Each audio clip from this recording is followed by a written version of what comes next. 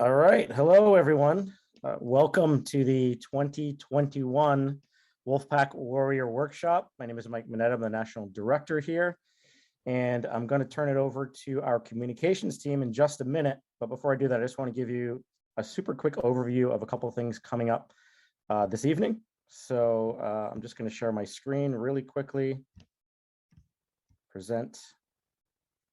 We are about to meet our communications team, as I just said, and then coming up after them, we're going to have the godfather of the Get Money Out of Politics movement, Larry Lessig, Nina Turner, and Jim Rubens joining us to talk about how we build a coalition that can actually win. How can we actually build a coalition big enough to amend the U.S. Constitution? After that, Cenk Uygur is going to join us, founder of Wolf-Pac, and we're going to have a membership drive. Cenk's going to be talking to some of our members, hearing their stories, why they support our movement. And we're going to be trying to get an additional 250 new members. And then at 8 o'clock, we're going to have a membership raffle. So anybody who becomes a member in the next couple hours will be automatically added to that raffle. And you're going to be getting into a raffle for free merchandise, Wolf-Pac merchandise. And then after that, we're going to be playing some games. Should be a lot of fun, hosted by an all-star volunteer here, Steve G. We're going to be even doing two truths and a lie with Cenk Uygur as well. So definitely stick around. If you want to become a member, it's wolf-pac.com/go. And we also have an auction going on where you can bid on a video meeting with Cenk Uygur, with Larry Lessig. There's a timeshare. There's a sword. There's all kinds of cool stuff on there. Signed a book by Noam Chomsky. That's wolf-pac.com/auction21. And with that said, I'm going to go right back to the comms team. So I'm going to introduce our communications director, Rena Goldman, and Jason Argento, who is the deputy director of video for our communications team. They do amazing work. Check out our Instagram, Facebook, Twitter, newsletters, graphics for this workshop. YouTube. They do it all. YouTube. Where you are. Yeah. So thanks for all the work you guys do on this team. And with that said, I'm going to turn it over. All right. Thanks a lot. My name is Jason Argento. I am the video deputy director of Wolf-Pac and also running this. So if it all goes down, it's my fault. I'm here with a bunch of people that are volunteers with Wolf-Pac. And also, I'm here with Rena Goldman, who is the National Communications Director and also co-host. Hi, Rena. Hey, Jason. I am, as Jason said and Mike said, I am Rena Goldman. I am the Director of the Communications team here at Wolf-Pac. And we're here to tell you what this amazing team does. And we got a little bit of a preview, but it's really important to note that these guys are all volunteers. I'm the only person that is, and I'm not even full-time, I'm a contractor. So the work that everybody does here is pretty incredible. We cover social media, emails, as Mike said, and this stream that Jason is running right now, newsletters, social media, all of the graphics, basically all the comms that you see coming out of Wolf-Pac comes out of this fantastic volunteer team. We have so much talent on here, and we're always looking for more to join because when everybody's giving their time, it takes a lot of hands, right, to do all of this great work because comms work is challenging work, right? Excellent. And you're going to be speaking for Brian, right? For the admin? Yeah. So actually, we should probably get our lovely slideshow up. Yeah, it's so funny in the beginning when we're like, hi, Rita. Hi, Jason. And we've been talking all day. We have been talking. All right. Okay. I'm going to share my screen. Can we see it? Yes. All right, success so far. So let's dive in to what the comms team does. This is we've got an excellent deputy director. His name is Brian. It's kind of a running joke. He's never been on camera in a meeting. And so it was very obvious that he wasn't going to just join to be on camera now. But he's got a great quote here that you all can see on screen. And he's a fantastic editor and team builder. And what the opinions team does together is work to write and edit pieces about campaign finance reform and corruption and get them placed in either local or national publications. So you're seeing two examples of that right here. The Fulcrum, great friend of ours. We've had a few pieces published on there, and then another one in the Philadelphia Inquirer.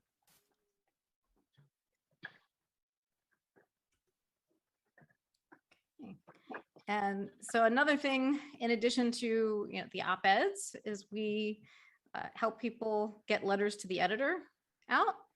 And you can see one from Sarah, who's here with us. So I want to give Sarah the chance to talk about that experience and how she got her letter to the editor published. Hello. Hi, Sarah. Are we in? You're in. Hello. Yep. Okay. Hey, everybody. Yeah, it was, we've been trying to do this for a long time. Wolf-Pac Washington and nationally, Brian was real good about, keep an eye on the news, and for letter to the editors, you got to have to respond to something relevant. So we look for articles to respond to. And so you do that, and then you write the article and, hand it over to Brian or somebody to edit it, because there's going to be copy edit errors and other stuff. And Brian is a great editor. Karen's a great editor. Like everybody I've worked with, they catch copy errors, they catch, and they give you stronger wording, or like in a couple of cases, he wanted me to tone it down. And sometimes I would, and sometimes I'd be like, you know what? If it's a letter to the editor, it needs to be strongly worded, because they want, it's the news, they want drama, right?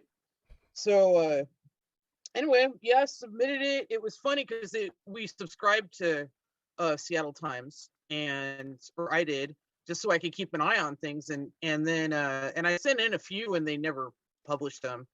And then so I was just like, I unsubscribed, and they have the survey like, why did you unsubscribe? And I was like, you didn't publish any of my stuff.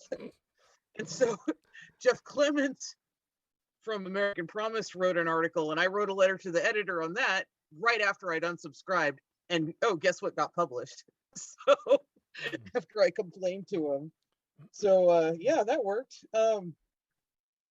So yeah, your first sentence, letter to the editor, you rehash what was said, you put in your opinion. Again, keep it strong. And then, I made sure to put a call to action in there just so people would act on it. And then there was other stuff too. Connections mean a lot. And I'll let Jeff talk about that. Unless you have any questions. Well, I guess I'll point out that we are looking for writers and editors. We're always looking for other writers and editors to join us on this team, help each other out, improve your work, and get the message out there. And Jeff can really speak to how helpful that is in the States. Yeah, so my name is Jeff. I'm the Washington State Director for Communications here. And I've been working with the communications team sort of at large, but mostly with the op-eds and letters to the editor. So we've been, one of the things that we've been trying to is to develop relationships with folks that are writing articles. And so one of our volunteers, Buddy, had a friend that wanted to do an article on campaign finance reform. So he interviewed us, Anita, who you heard from earlier today, Aaron and I, and basically gave us like a couple hour long interview and wrote up a really nice piece about it.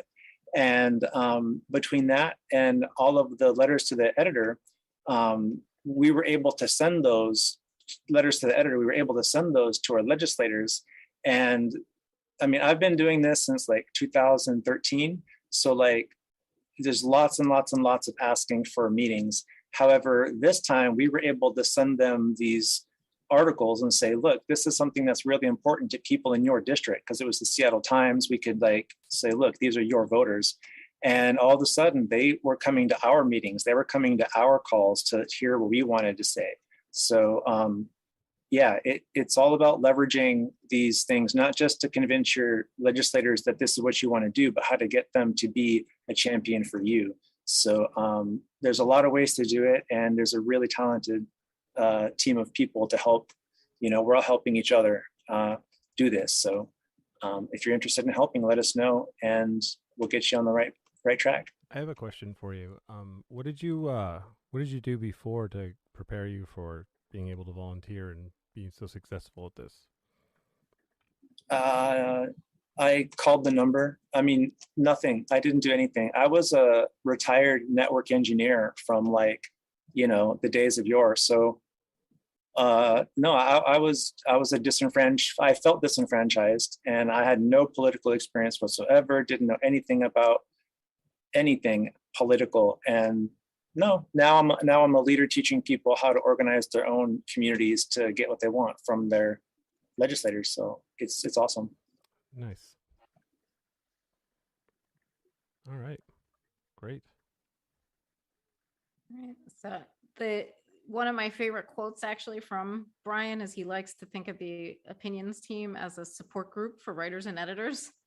So, which I think is funny because, you know, often you pitch an outlet, right, and you don't always get published, but you try again, you refine, you work together. And so, it's freelancers. If you're an editor or a writer, you know you don't usually have that kind of network or that support group. So it actually is a really cool thing to have a whole bunch of writers and editors working together, you know, on the same mission and cause. And so that brings us to our other slide here. So if we don't end up getting a piece picked up on a local or national publication, we still publish it and we use the Daily Wolf for that. So we have our own, this is on our website on wolf-pac.com. And this is where you can find articles by volunteers on different subjects that either are in the news cycle or that they're really passionate about, and they do excellent research and making those connections on the how corruption, you know, comes into play. And so you're seeing the screenshot that you're seeing here is by one by Morgan Lowe, and she wrote about redlining, the undue influence of special interests, and put a little bit of personal perspective in there as well. And it's really, really great to see these stories and to be able to publish these on our own. We also share these on social media, share them on their newsletters so that we get lots of eyes on them. And you can sign up for the newsletter on the website, correct? Yes. The front page of the website, there should be under that video, there's a little space where you can sign up to be on the newsletter. Excellent. All right, I'm gonna slide 2. All right, so and that brings us, that was a good segue to newsletters, right? So that's another team thing that our team works on together. And sometimes we send newsletters to update everyone on what current initiatives Wolf-Pac's working on. Sometimes we ask for help volunteer wise. Sometimes we ask for donations because we are really, really grassroots. And so that's another thing that the team does. And we rely on, again, our excellent writers, editors to put these together, and then our graphics folks that make the lovely headers and things that you see. All right, and we are on to social media with Drew, our Deputy Director of Social Media. Hi, everyone. So like Rena mentioned, I'm the Deputy Director of Social Media. And as a side hustle, I'm a senior in high school. And so part of our mission at the social media team is to educate as many people about corruption and dark money, but then also empower them to do something about it. And at the top two, in the sides of this slide, you can kind of see some of our most popular posts. The Vote And campaign was done after the 2020 election. And it really sparked a conversation about what can you do after the election is over? Because so many people felt unhappy with the choices that they were given. And so we wanted to let people know that there is something you can do about it, whether that be volunteer on my social media team or donate to other causes or follow and support other candidates that you believe in. On the other side, we have a post about Nancy Pelosi. A lot of time Wolf-Pac is portrayed as a left-leaning organization, but corruption, unfortunately, isn't partisan. It happens on both sides of the aisle. And I think one of the reasons this one was so popular was because people were tired of, Democrats not being called out just the way that some people are tired that Republicans aren't being called out.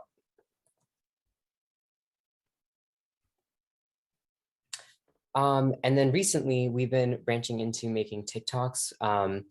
I am probably the youngest volunteer and Wolf-Pac, but I want more young people to join us.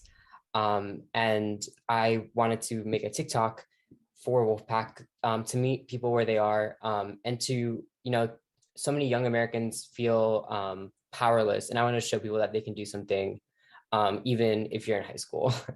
And so this is one of our most popular TikToks. And I can tell you a little story after we watch it. Now that was a lot of damage. Woo! So really 8 seconds and it got 11.8 thousand views. It was actually, fun fact, if you combine all the watching time, it was watched for over 24 hours, which is, kind of crazy. But this was a quick TikTok that we made. I actually went over to my friend's house and we made it together. And it was a fun time. And yeah, TikTok is one of those places where it started a great conversation in the comments. And I think one of the reasons that it was so popular is because of the amazing graphic that was made by our graphics team. Hey, Drew, how long did it take you to make that again? Well, we did have to take a few takes, so maybe like 5 minutes. That's incredible. Also, so Drew, what kind of help do you need on your team? Because you're the social media team lead. Yeah, so social media is very accessible. So even if you don't have all the experience in the world, I didn't have any experience in social media before I started, except for, using it myself. So if you can write, if you can be funny, we like to make jokes in our social media. If you want to make TikToks with me, there's just so many things that you can do, and we'll help you to make the most that you can in our social media team. All right. Oh, this always plays again when I try to go to next slide. It did it when we practiced, and it did it live. You'll need someone young like Drew to teach you how to use this technology. I know, right? I was calling it the TikTok until it is the TikTok on the internet. Yes. All right, so that brings us to graphics with Cathar. Hi, everyone. My name is Cathar, and I'm the Deputy Director of Graphics. And yeah, for anyone who has some artistic talent and or knowledge of using Photoshop or Illustrator, come join us because we need all the manpower we can get. But for anyone who maybe wants to start off a little simpler, this slide has an example of a templated graphic, this one being an infographic, where we have a template set up. So you just need to change a little bit and then be able to ship it off and send it to the social media team. So I don't have a design degree. So this was, when I started off doing these templates, it was really helpful to kind of ease me into the process of making graphics for Wolf-Pac. If we go to the next one, though, Wait, you don't have a degree? I mean, How'd you get I these don't skills? have a design degree. Oh, okay. I have another degree. So you're saying that you learned a lot of skills here then? Yeah, That's amazing. for sure. Because you're really good. Thanks. That is a really important thing to point out is people often come and we help upskill each other. So you might come in with like some design skills, some writing or editing skills, but we all like work together. There's some people that are really experienced, other people that are newer, and everybody works together to help each other polish their work and get better. And I've seen some really incredible growth on this team, which is so cool to watch. Yeah, exactly. But so if you want to do something more custom, this is an example of that where it's no template, no format. I just asked Darcy, the person who created this, and just like, we need a mix of Wolf-Pac and Giving Tuesday. Go have at it. And she created this, which I think it's really awesome. It's simple, it's simplistic but elegant, and she turned it out really quickly too. So yeah, I really like this one. Yeah, and if you saw our Giving Tuesday campaign, emails, social media, this was all over the place. And so this is another example of a custom graphic, which is the logo for this workshop that I made. But even though I made it, this was actually a very highly collaborative process where there was a lot of back and forth between the different artists trying to figure out how to best come up with a good looking logo for this workshop. So I had a lot of fun working on this one as well. But yeah, we do a lot of different things like social media, the opinions or video, like there's a lot of different like asks. So we're all the times bouncing around between different projects. And if it weren't for admin ops keeping things organized, I don't know how we would do it. Hey, Cathar, you have to show me sometime how to make a graphic into a perfect circle, because that I know how to use Photoshop, but I don't know how you did that, but I would like to learn that. Shift key is your friend. Thanks. Yeah, so Cathar gave a nice plug for admin ops, so I appreciate that. I'm Alex. I lead the admin ops section for the Wolf-Pac comms team. What we do is a variety of projects that help the team be more efficient or more productive, whatever the team needs that could basically serve all of the different departments across it. So, for example, we have an assignment and request tracker that we built on a free platform called Airtable. The team uses this to manage all of the different assignments and projects that are going on. We also use this to intake assignment requests from various sources. We even have a little bit of automation built into that system so that as things get approved for projects to be done, those automatically are generated for the various teams. So we really use this to manage all of the ops of the team. And this, sort of just sprung out of a need to have some project management and some operations program management on the team. When I first joined, I, wasn't really skilled in any writing or editing videos or graphics or anything. So I found a place to contribute in doing some of this program management. And that's grown into this team of project managers and technical project managers that provide some of these services here. So a couple other examples that I want to point out from this team, we have an analyst and provide analytics support. So sometimes the team wants to know when's the optimal time to send newsletters or what's the right strategy for a social media campaign. And our analyst can provide these reports that then the different departments can use to better target those things, make that more effective. But then we also have a technical project manager who works on automating graphics projects. So on the right here, there's a graphic that with a little bit of manual work uses a lot of automation to pull these data together and generate all of these graphics.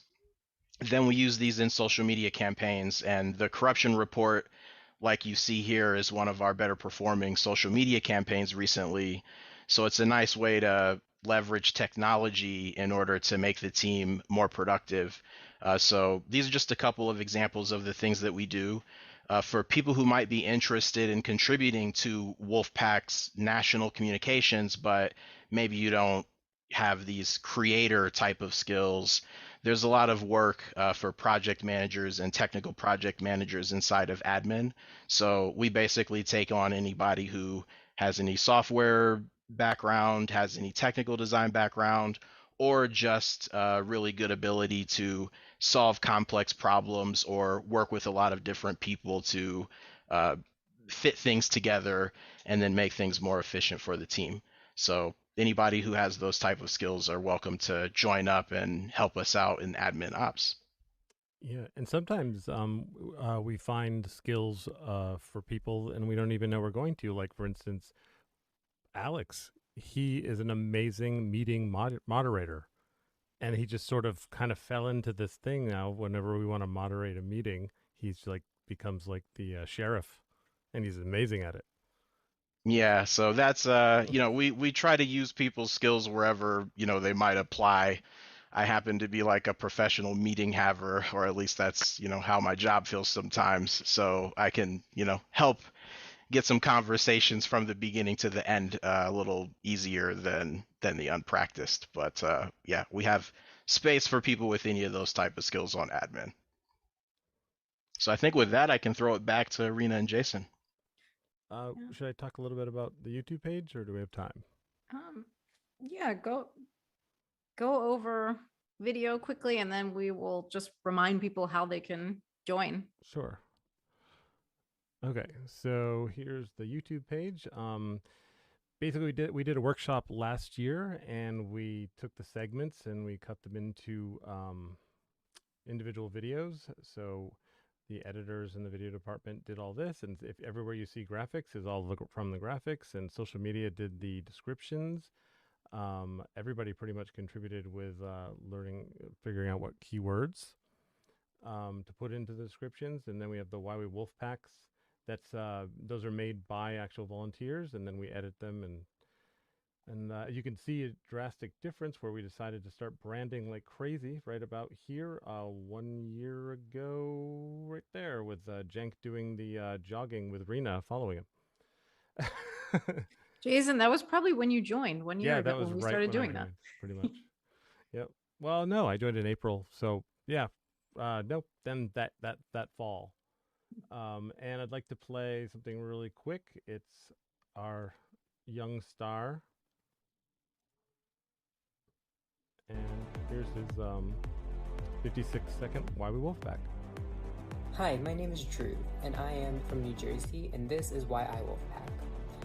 I am a research and communications organizer, Jason, and I there's joined people Wolf-Pac in about the 2 years chat ago, saying right no one before can my see it. freshman year of high school, because I realized how messed up our political system is, and that the future generation, my generation, will be the first people to really experience the consequences.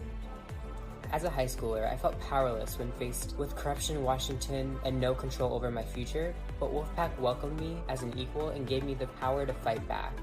We need a 28th Amendment to get money out of politics, because I am confident that once we do, the politicians will have no choice but to represent we, the people.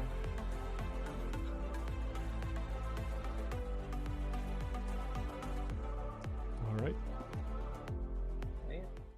YouTube only. Okay. And yeah, so that's pretty much. So we need people that know how to edit.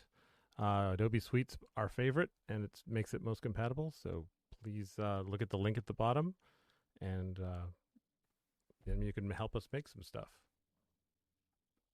What about you, Rena? Yeah, so you can sign up to volunteer for the communications team. We've got a form that you can fill out. It goes to a sheet, and then one of the onboarders will contact you. That's wolf-pac.com/communications to fill out the form to volunteer. And again, because these are all volunteers, and we're essentially running a comms department, and we have it structured like that, but just with volunteers instead of paid staff, right? And people still have all of the wonderful skills that a paid staff would have. They're just donating their time and giving those skills to Wolf-Pac and working together.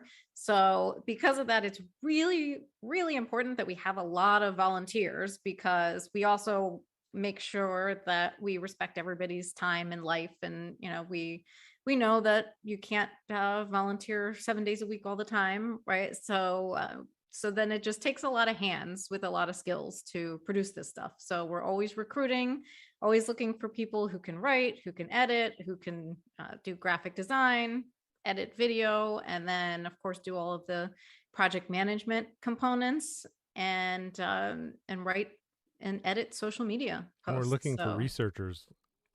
yes, and also if you're excellent at research, check us out. Please join us. They're a wonderful group of people to work with. Everybody has been so fantastic. This team has worked together to build all of these structures, even to build the team. So, I can't say enough about how amazing this group is, and they're just truly wonderful to work together. And you can, as a bonus, on top of doing all this great work for this really important fight against corruption, you're also gaining some skills that you can put on a resume. And, that's not too bad either, right? So there's a lot of wins if you come over and join comms. So again, wolf-pac.com/communications to join us. Excellent. So is that concludes Meet the Comms team, right? Yep, that concludes our portion of the evening. See now, guys, you guys were so afraid and so nervous, and it's over, and then you did a great job. So good. Sarah laughing. All right, excellent. Hey, Mike. All right. Hey, nice job, team. Thank you. Now we're going to transition to the next portion of the evening. So we're going to get Larry Lessig up here, Nina Turner, Jim Rubens on video. So Josh, maybe you can do that.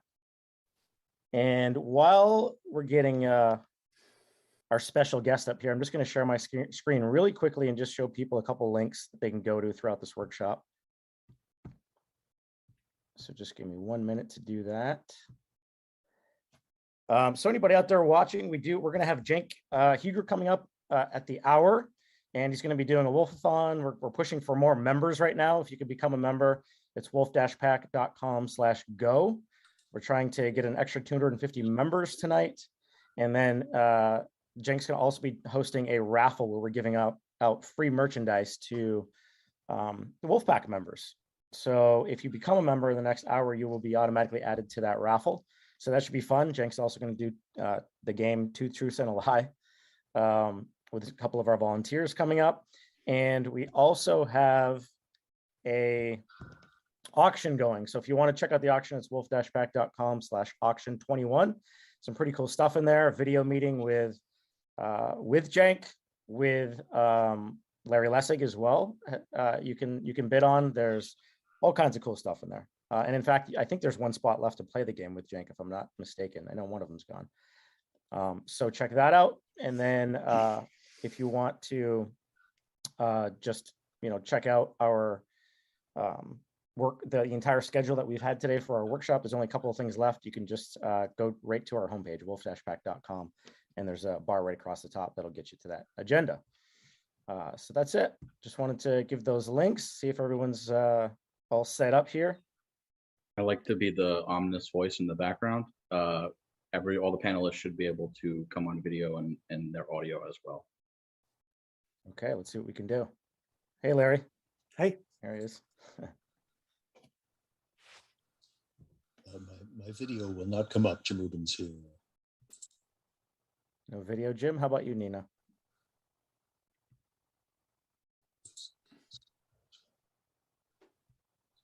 You might just have to click the button to start the video in the lower left.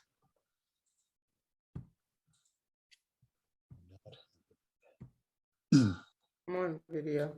Select another video camera. There you are. Okay. Hey. How you doing, Nina? Fine. How are you? I'm good. Good. Long Long day here. We've been going since like 11. Yeah. Jim, you gonna be able to figure out your video or no? I'll start Yeah, introductions and let you.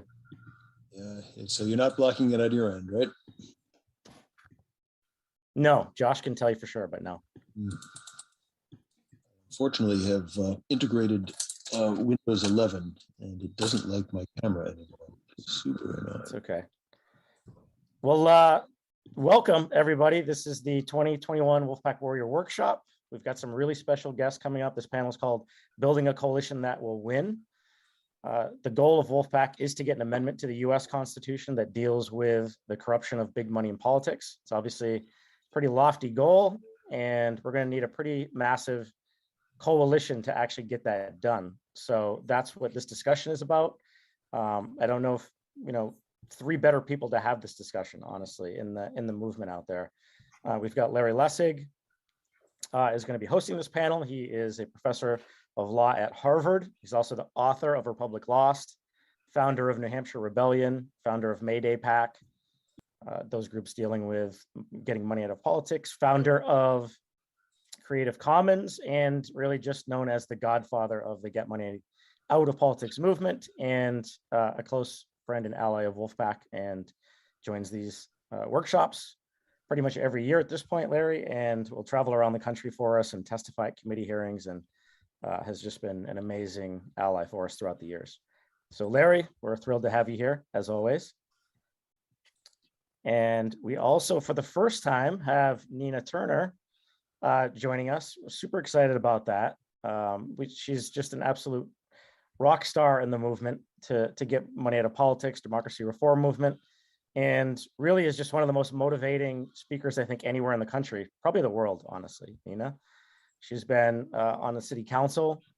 She's been state senator in Ohio. She's been the president of Our Revolution, ran for Congress recently. It is a shame that she's not in Congress, but she's still out here in the fight with us. So that's maybe even better, Nina. And she's also a podcast host. And I wish I had the picture, but I'll just tell a super quick story about Nina and Larry. What was it, 5 years ago? We were in New Orleans, and it's one of the most memorable stories of my entire life, actually.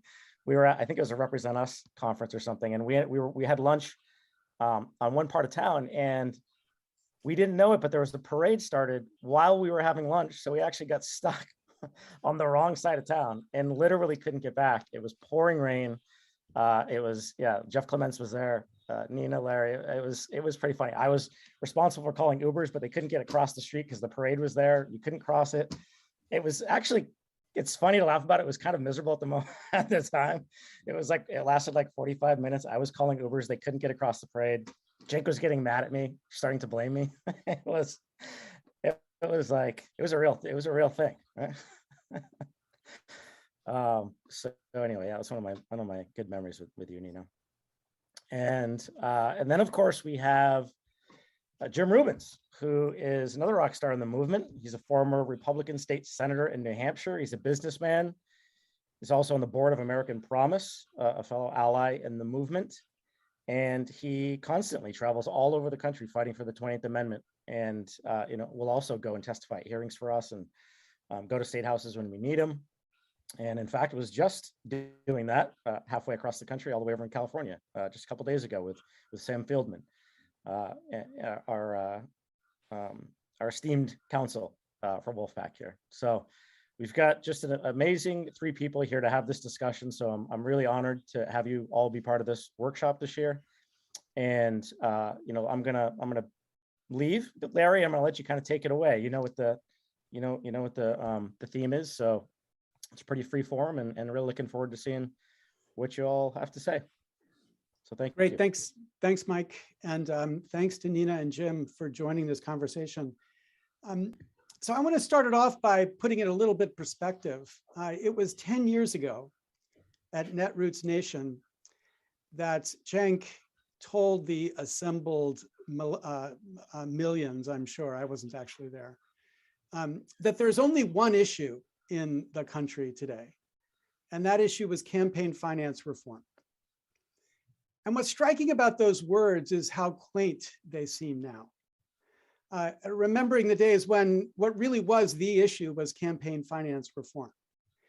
And it's astonishing to recognize that in the 10 years since, everything, every single dimension of democracy has gotten worse. In the 10 years since, we've seen the effects of the radical gerrymandering that was effected in 2010, that both empowered state legislatures to begin to impose restrictions on the capacity of people to vote, that made it so that their political opponents could no longer compete equally with them in the races. We saw the effect of gerrymandering in Congress, which radically enhanced the power of, in some states, a minority, to make it so that they could exercise power beyond what the Democratic mandate was. It was just after that we began to see the extraordinary effects of super PACs, which of course were created in 2010, but really hadn't had their real significance. In 2020, 10 super PACs account for 54% of the spending that was in that election cycle. In 2010, nobody imagined state legislatures openly considering the idea of empowering their legislature to override the popular vote of the people of their state for president. But right now, those bills are floating all across this country in state legislatures. And of course, in 2010, we had not yet seen the extraordinary poison of the filibuster deployed in the extreme way that Mitch McConnell now wants to deploy it. So that in the current version of the filibuster, which gets triggered whenever any senator wants a filibuster, that filibuster means that 21 states representing just 21% of America, if you take the 21 states that supported Donald Trump by at least 10 points, those 21 smallest states representing 42 votes to block anything in the United States Senate represent 21% of our country. So we have moved from a movement that was confronting a critical problem of campaign finance reform to a movement that is confronting the problem of democracy in general. So when I think of what Cenk said, I think we need to update this. think we need to say there is one issue in America today, one issue. And that one issue is democracy, representative democracy. And the question we need to ask is whether representative democracy is going to work in America anymore, whether it's going to give the majority the ability to set the direction for America. And that is a crisis in our country right now, as all of us see, and as we reflect on what's happened over the past year. Now, what's exciting to me about this panel, this conversation with real politicians who have actually been on the road and persuading people to what the important issues are, is trying to get a sense of whether framing a common push on the framework of democracy is possible. You know, I got to say today was not an optimistic day for me. And I wasn't sure I was going to be able to do my job in this panel discussion, which is to make us hopeful and to make us think that there's a way to go forward, because we live in a country where we can't even agree about a pandemic, which has killed more people than all of the people who were killed in service in World War II. We can't even agree about that. And so when we live in that sort of country right now, which is fueled by an infrastructure of media that profits from the politics of hate, is it possible for us to imagine focusing America on this core, number one, only, in my view, issue, democracy? So Nina and Jim, you've done this. You've run campaigns where you've seen people face to face, and you've seen what works and what doesn't work. So I'd love you to open this conversation up by helping us to believe what today I'm not sure I believe, that it is possible to build, or if it's not, like, what do we have to do to get there? So Nina, why don't we start with you? Thanks so much. And it's a pleasure to join Wolf-Pac and to be with you and Jim. And I just want to thank Mike for walking me down memory lane. I had on heels that day, which is contrary to how I usually roll, because when you are out and about on campaigns, you got to be really ready. So Mike, thank you. Gave me a little chuckle. I think Larry, it is possible. It's always possible. We cannot give up on the possibility. But what we have to marry with that possibility is the inordinate amount of work that is going to take. We have to face this question, the issue of democracy, representative democracy, and will it last? Can it stand? Can it endure? With the notion, those of us who are on this particular battlefield, we got to go into this work knowing that it is going to be inordinately difficult, especially given the temperature that is in our country right now. I would argue that where we are right now is really just where we have always been. It's just bubbled to the surface that Mr. Trump, as president of the United States of America for 4 years that seem longer than 4, they were intense years, is really just a mirror reflecting back at us as a nation because we have so much unfinished business. And it wasn't just 1 4-year term that got us here. I'm old enough to remember 2010. I was in the Ohio legislature at the time when lines were drawn in Ohio. They were gerrymandered lines, gerrymandered to hell lines. I was also, I testified in a case that the ACLU led also with the A. Philip Randolph organization here in the state of Ohio, some other extraordinary people who are on the front lines of this work. And I voted against that map for the very reasons that you outlaid, Professor, is because I knew that the map was wrong to identify 12 seats that would almost always go to Republicans no matter what, and 4 seats to Democrats no matter what the voters wanted. They would always have those 4 seats. And when you combine that, it was not a reflection at the time of the Ohio electorate, but the using of the pen in such or now computer technology programming in such a vicious way is a problem we must confront. So yes, can we get there? The great President Nelson Mandela once said, it always seems impossible until it is done. I can think of other things that we have conquered as a nation, albeit maybe not as deep as we need to, still have some residuals when I think about racism, anti-Blackness, but we have conquered some pretty horrible things in our nation's history. And I believe that we can conquer this. We have to marry the real lived experience. We have to connect. What does it mean to live in a representative democracy with wages? What does it mean to live in a representative democracy with Roe v. Wade on the line? What does it mean to live in a representative democracy when you can't even get folks to agree that people deserve paid family leave in this country and healthcare and et cetera, et cetera. So I think our framing and our message for the people who don't do this on the regular basis, where this is not their number one assignment, in order for us to awaken in them the fierce urgency of now, to quote the Reverend Dr. Martin Luther King Jr., is we have to connect this work to their real lived experience. Is it possible? Absolutely. Will it be extraordinarily hard? Absolutely. So that's hopeful, but I want to connect that last part to the question of this panel, which is what a coalition looks like. Because when I hear you, Nina, talk about the important issues we've got to get people to recognize, I resonate with those issues. Those are the issues I believe in as well. Every single one of the causes you pushed, I would be pushing right next to you. But if we're talking about a coalition that reaches across to people who don't necessarily share our politics, does that strategy work? Is that strategy possible? Do we have to do this as 2 separate movements, or can we do it as one movement? So Jim, that's the hard question that I want to put to you, because you've been in this fight as a Republican, and I've seen you on the road, I've seen you pushing the issue, but pushing it in a context where it doesn't come naturally. So how do you think we do it as a coalition? Is it something we do together, or is it something we do moving separately? It has to be done together. We've got to understand, those of us who have different priorities, issues, policy priorities, that there's a bigger issue here. And the issue is our system is failing us.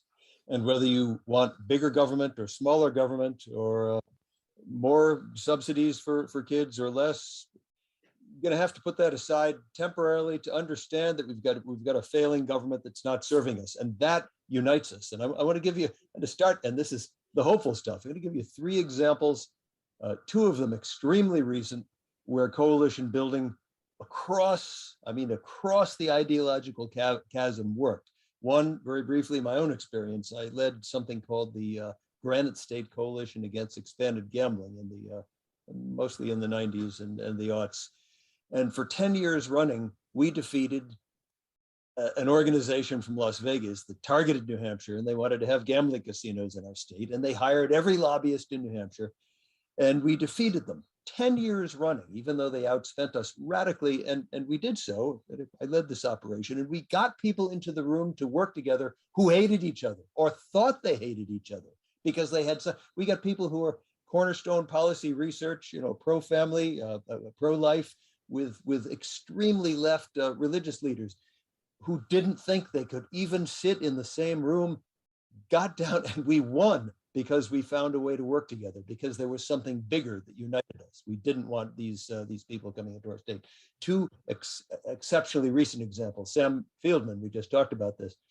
Sam and I and all of the leaders of all but one of the organizations that are leading the movement to amend the Constitution in 3 ways. There's the campaign money corruption amenders like myself for American Promise, my organization, your organization, Wolf-Pac, the term limits folks, and the fiscal responsibility folks.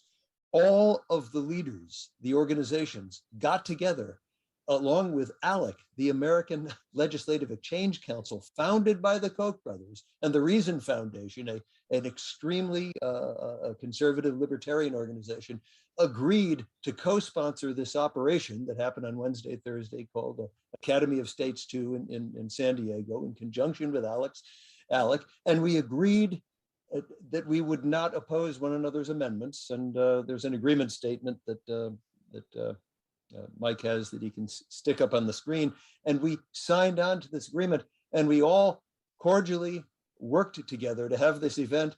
And here's amazing success number 3. So we each of the 6 major proposed amendment clusters, and again, in term limits, campaign fiscal responsibility, campaign finance, and fiscal responsibility, each pitched 6 different pitches. And Sam and I, on behalf of American Promise and Wolf-Pac, pitched a single proposal. And it went up for a vote, a straw poll vote.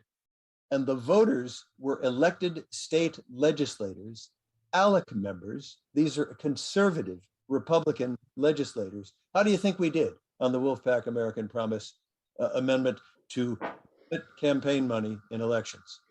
We got 67% of the vote. Amazing. This happened on Wednesday morning of this week. And it shows what you can do when we persuaded folks sitting there, the conservative legislatures. There are problems, there are systemic problems that block both of us. We have differing policy objections, but these systemic problems are so large that it has incapacitated our form of government. And we agree on that, maybe for different reasons, but we agree that we want the same amendment. That's remarkable. This can be done. But, and I'll get into when we have time for more detail about it's very important for us who are coalition building to do a few things. And the first we've got to do is step back, and if we want a coalition, understand there are people with very different ideologies, and we've got to figure out where are we common, where can we come together. And if we thrust things that we know they hate in their face as our leading lure, whether it be climate change or justice, criminal justice, or what have you, and if we lead with the issue that we know repulses, it's going to be harder. So Nina, I mean, we've got exactly that difficulty when we think about the movement to get a convention to propose amendments to the Constitution. I support what Jim's talking about. I would go stronger. I would say that both sides, I think of it as a representational integrity movement and a fiscal integrity movement. And I'm on the representational integrity side. I think that's the most important thing, whether it's money in politics or vote suppression or gerrymandering, whatever it is, that is the issue we need to be pushing. But there are other people out there who think it's fiscal integrity. It's Congress's inability to do what it needs to do. But when you say, look, we need a process that allows both of these to work themselves out, that allows a proposal for a fiscal integrity amendment to be advanced to the state and a representational integrity amendment moved to the state, immediately you get people, Nina, on our side who say, hell no, We're not going to have anything to do with this balanced budget amendment movement. And indeed, some of the most articulate people on our side, Robert Reich, tells us that if we had a Article 5 convention, it would be the end of our Constitution. We would see immediately the right taking over and abolishing everything that makes everything that might be good in the traditions that we have. So when you experience that, because you've been right at the center of that type of conversation, when you experience that, what is your strategy for bringing people to see that we need to figure out how to move in a common direction, even if for, as Jim nicely put it, different reasons? Yeah, but it starts with what centers us, what brings us together is that the system is not working. I mean, Jim made that point. That's it. The system is not working. Now, we all in the room, whether we are representative integrity or fiscal integrity people, what we do agree on, what brought us together in this room is that the system is not working. And then we just got to work it out from there and keep that as the foundational point. No matter where else we want to go, like we're not here to talk about the other stuff. We are here to talk about a system that does not work for either sides, That's it. And that's all. And we just keep weeding out that other stuff. The system doesn't work. The system doesn't work. So even if you want to argue it from a fiscal side, the system doesn't work. If you want to argue it from a representation side, the system doesn't work. Why are we here together? Because the damn system does not work. But let me follow up with that. I mean, you've been on the front line of a diverse electorate in Ohio. And when you tell the diverse electorate in Ohio, the system doesn't work, does that get them more excited to rise up and do something about it? Or is that just as likely to give them a reason to stay home?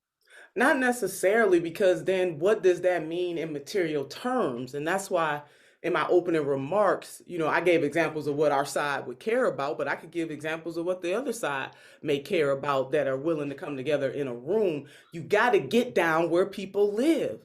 You know why it will not necessarily resonate? I mean, one city in the district that I serve, city of Cleveland, where I live, is the poorest big city in the United States of America. You think they really give a damn about representative integrity or fiscal integrity and democracy? And they know the system is not working because they live it every day. But for me to sit down across the table with somebody that's trying to figure out how to pay their rent or pay their car note or get their kids into childcare about an amendment to the Constitution or getting money out of politics, they think every politician is a damn liar with good reason, because guess what? The system doesn't work. But if I could draw them to the reasons why it doesn't work based on their lived experience and what their expectations are, then I could get them to listen. I enjoyed Jim's example. I want to give an example too of people who totally did not agree. And this was really about life and death in my state at the time. And many of the people joining us this evening probably remember when Tamir Rice was shot on a playground in Cleveland, Ohio. A 12-year-old black boy shot for playing with a toy gun. No questions asked. Less than 2 seconds, police on the scene. They shoot and kill this little boy. Emphasis on little boy. And Governor John Kasich, a Republican, governor, and I fought on many, many issues. That is an understatement. But what we understood, Governor and I got on the call. Governor, he wanted to know what's happening in Cleveland. I said, people are mad as hell. We got to do something about this. John Crawford III was shot, in another city, all on and on. It was just this thing swirling. He said, come and see me. I said, Governor, we got some power and we got to do something about it. This ain't about who's Republican, who's Democrat. I'm calling you as a black mama. I'm not calling you as a state senator. I'm calling you as a black mama who is in pain right now. And my heart aches also for Tamir Samaria Rice right now. And he said, come and see me. Now, two people who did not see eye to eye on anything got together.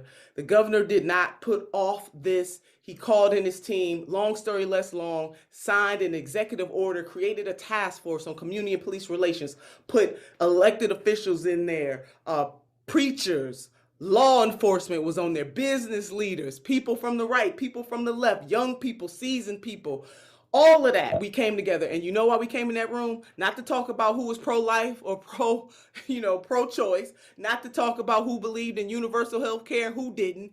We were called in that room together to deal with the crisis of community and police relations in the state of Ohio so the state would not explode. And he made yours truly a co-chair, if you can believe that.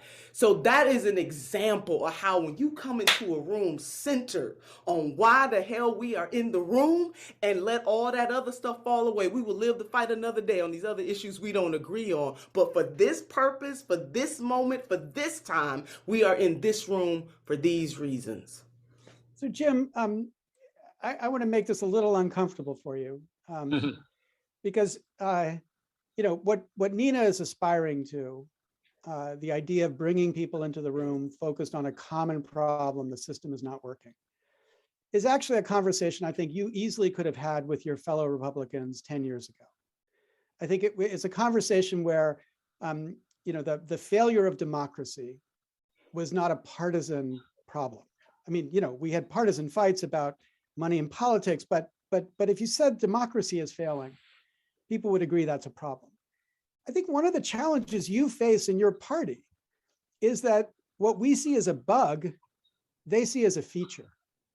What we see as a failure of a system to bring together people in a representative way, they see as what's necessary to make it possible for them to continue to have relevance in the political process. So when you experience this as a Republican, engaging with Republicans who would openly defend, the RNC's lawyer before the Supreme Court, openly defending vote suppression techniques. Why? Because it makes it easier for Republicans to win. When you in your party are confronting people who believe in the anti-democratic movement, how do you bring them to a place where they recognize that the long-term can't accept an anti-democratic reality? Coming at a Republican and conservative from that perspective is not going to get anywhere. We've got hardened partisanship in the United States. So again, for the purpose of this Warrior Workshop, we're about getting an amendment to the United States Constitution passed. In short, and Sam and I agreed on this, that would restore to Congress and to the several states powers to set reasonable limits on campaign money. That's our objective. So how does that conversation comfortably get to conservatives? What are conservatives passionate about? Conservatives, let's start with something conservative, and you got to start there. Start with something conservatives are really passionate about. And this passion causes that kind of perturbation, Larry, that you're describing there. When people grasp at any means of power, people are concerned about the loss of reserve currency status of the US dollar. Now that sounds very abstruse, but if you're a conservative who follows this stuff, you're a small business person and you're worried about inflation and you buy imported products to manufacture parts, et cetera, trying to hire people, you are concerned about the real prospect of the United States being forced to buy imports in Chinese currency.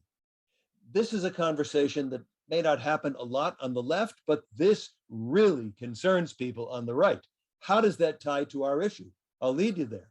So why would a conservative be concerned about campaign money? Because the process by which our currency is threatened to collapse and us buying our imports in Chinese currency, which is a serious national security problem, apart from other problems, is because we have a corrupt campaign money system, which is turning free market capitalism, which conservatives love, and I love the free market, because it's getting turned into crony capitalism, because you can go to Washington and you spend $1 and you can buy with that dollar in the form of campaign contributions and lobbying. You can buy regulatory favoritism, you can buy tax breaks, you can buy contracts, you can buy F-35 airplanes, which fail and suck trillions of dollars out of the world economy.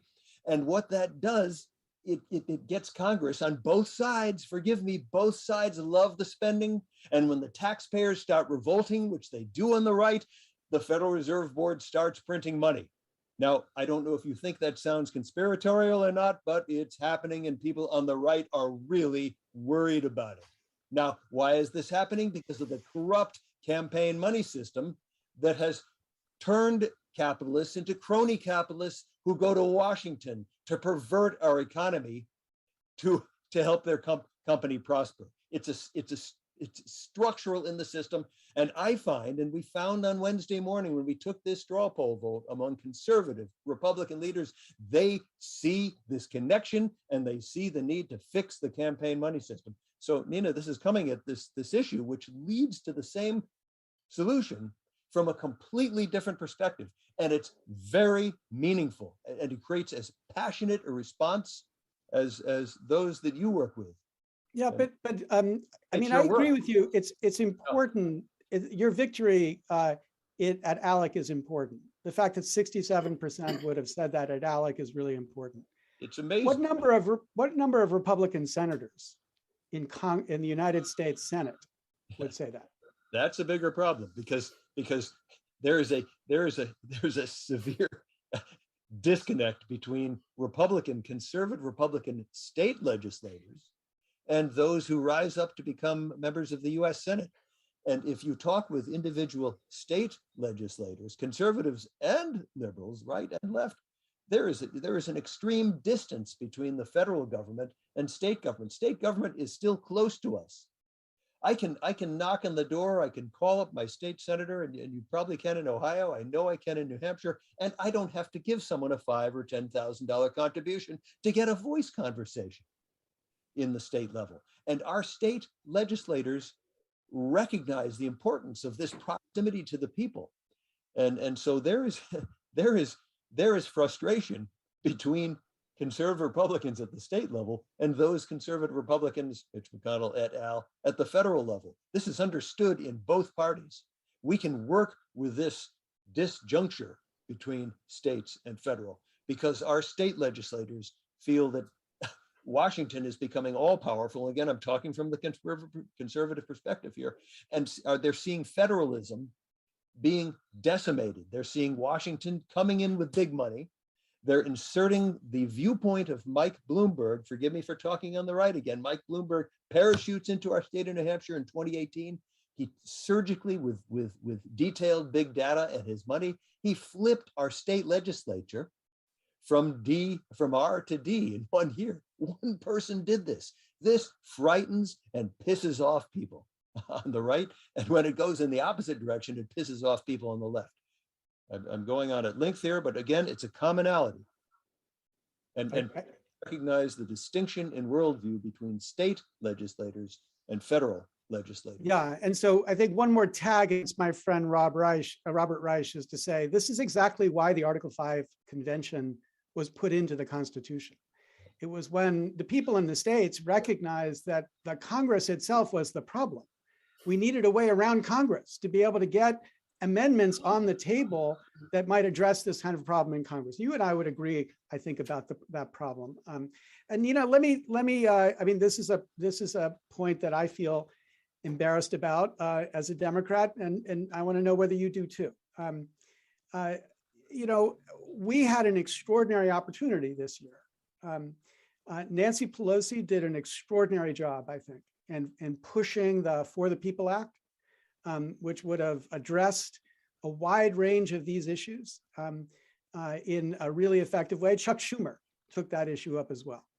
But what was so terrifying to me was to see the absence of leadership at the presidential level, focusing America on the problem of this democracy, the failure of this democracy, the idea that the president would go in public 3 times defending the filibuster before he finally came around to saying, well, wait, actually, a system that guarantees that 20% of America can block everything that's going to happen is not such a great system. You know, so the question is, what do we need on our side to get this kind of leadership? I fear that, you know, we needed Churchill and we've got Chamberlain here at the top, appeasing the anti-democratic movement, not fighting it aggressively. And I just wonder what's it going to take to get our side to focus in the way that Jim is saying we need to be focused on this deep corruption that we've got to find a way to solve. Well, we can't be afraid to use power, first of all. I mean, you don't go campaigning the way you did and stoking up fear. You know, what happened, Georgia? Georgians came through, you know, securing 2 Senate seats one of which may be in jeopardy in 2022, if I might just dip into that water for a minute.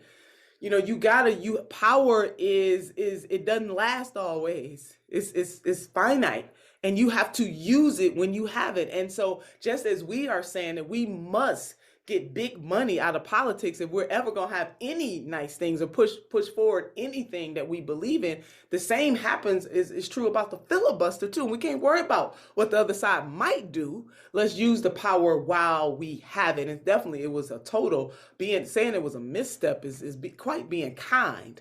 It was a weakness to not come out strong and say we must not reform it, get rid of it. And we know historically that when the filibuster has been used, like 99.9% of the time, it is used to stand in the way of justice. Those are the facts. And because the Democrats have a control, and it doesn't matter how slight it is, they got control. You can't come back to the constituents in 2022 and say, I had all the levers of power, but I didn't have enough.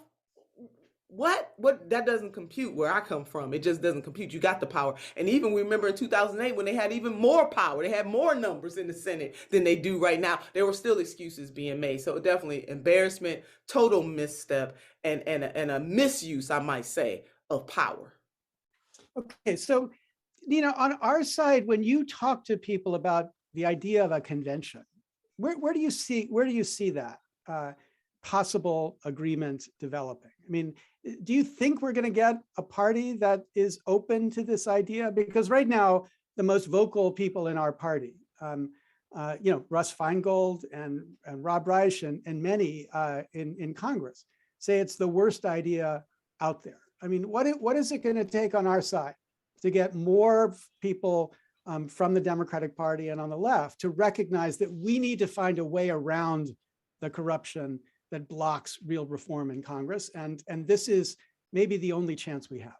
Yeah, well, partly things that like we're doing tonight with the Wolf-Pac, bringing the three of us together, and other family and friends members who are here with us, and people who will see this later. We got to have a conversation. We can't run from it, and continue to parse out, Dr. Reich, why do you feel this way? And others who feel this way. And then we're having a family conversation about why we feel the way we feel. And let's try to come to some common ground if we can. But we really need, and an extension to that, because I won't say a but, and we need to continue to raise up a group of everyday citizens who connect the dots to this enough to get a movement afoot, particularly on this particular issue. I don't think it's just about us titled people or us people who are inside this and not truly, but understand it's part of our mission. Everybody has a different assignment, but we got to bring more people in on this, more everyday citizens in on what exactly is happening to block whatever they determine their pursuit to happiness is.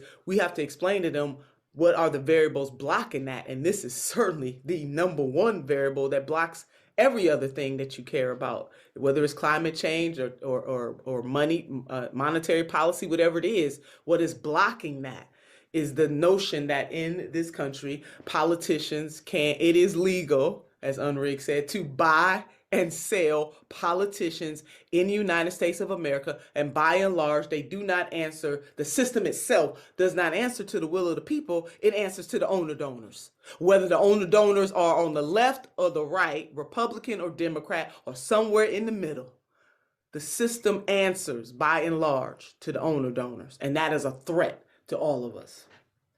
So Jim, in the Republican movement or the Republican Party, is the idea of a convention a winning idea? Do you think most, I want to accept your separation of Washington from the rest. So most grassroots Republicans, are they fearful of a convention or are they supportive of the idea of a convention? There is a debate going on within both parties as to whether this power put in the Constitution that you here at Wolf-Pac are working to use, there is fear mongering in both ideological wings that it's too dangerous to use, and if it on the left, if it's used, there's going to be a complete gutting of civil rights. On the right, that they're going to come in there and they're going to take away the Second Amendment. This is perhaps the most powerful systemic reform tool that people don't know about. this second means of amending the Constitution. Very few people know about it because it's never been used before in the entire history of the United States. I'm not going to try to make this into a finger pointing exercise, but people on the left, one of the main funders of the left and certain organizations I won't name here so as not to inflame things, have warned that if we use this power in the Constitution, there'll be a balanced budget amendment and the government will be cut and slashed and there'll be no Social Security or welfare system anymore. And that threat is propounded by big money sources on the left. And on the right, there is organizations like the Phyllis Schlafly organization and the John Birchers, who have very significant sway in some of these rural conservative states, very significant sway, and are dissuading Republicans from at the state level from being willing to use this tool. So this is a problem on both sides. All of us who work with grassroots folks, remember, grassroots folks don't know the power of this tool in the Constitution. And if they knew this power was there, and it's accessible by contacting our state legislators who are approachable, this is a real ray of hope for both of us. So we both got to work on debunking the anti-systemic reform forces in both our parties. Yeah, but I want to press you on this. I mean, do you think, I mean, I agree that most people don't know about it. Yeah. But do you think you start ahead? Do you think you start able to convince more than 50% of legislators in the states, Republicans, to consider this, or do you think it's a hard fight on the right, right now? It's on both sides. We've seen rescissions on the right. I'm speaking a language here that we all know here on this call, but we've seen states going backwards on the call for an Article 5 state-led convention, going backward. Big fight in New Jersey right now. I don't have a report on what happened in the last couple of days there. There's a fight to remove the New Jersey call, which would wipe out both a call for a fiscal responsibility amendment and a campaign money integrity amendment. Nina, what do you think it looks like on our side? Do you think it's on the left? No. I'm asking Nina now. On our side, Nina, do you think is this a winnable fight? I mean, do you think that most in the Democratic Party are going to see the usefulness of this as a technique? I'm not sure. I mean, having to answer that right now today, I'm not sure. I mean, I don't think that we've had the requisite deep conversations that are going to be necessary to pull back more and more layers. That is going to happen. That is going to have to happen first, in my opinion, before we can even move forward on this. I don't even think most in our party are even fixated on this, even if they are inside and they kind of understand where we're coming from and what we're talking about. We got to have more family meetings, and quickly. We ain't got a whole lot of time. Yeah, I think, Jim, what you just said is really key to this. There is a strong movement on the right and the left that wants to block systematic reform. They want to block it for different reasons. But blocking things in Washington and blocking things in the political sphere is the easiest thing to do. Yes, it is. Saying no is the simplest thing. There's a million reasons to say no. And so it's going to take an extraordinary movement to rise up around that and to convince people that we can't go forward. And that's why, if you look at what's going on in authoritarian Europe right now, like the Czech Republic and in Hungary, Czech Republic just had an extraordinary success where all of these fractionated parties said, look, we're going to put all of our differences aside and we're going to realize there's one threat. And the one threat is the threat of authoritarian dictatorship. Mm-hmm. And that same thing is happening in Hungary right now. I mean, people think Viktor Orban is untouchable, but I was just there a month ago. There's an extraordinary movement of people who believe that they can get parties to say, we're going to put everything else aside and we're going to focus on this one problem. And I just wonder, are you going to invest? Do you think we should be investing right now in a movement that says there's just, like Cenk said 10 years ago, there's just one problem. There is just one issue. If we don't get this issue done, we're not going to get anything else done. So we need to get this issue done now.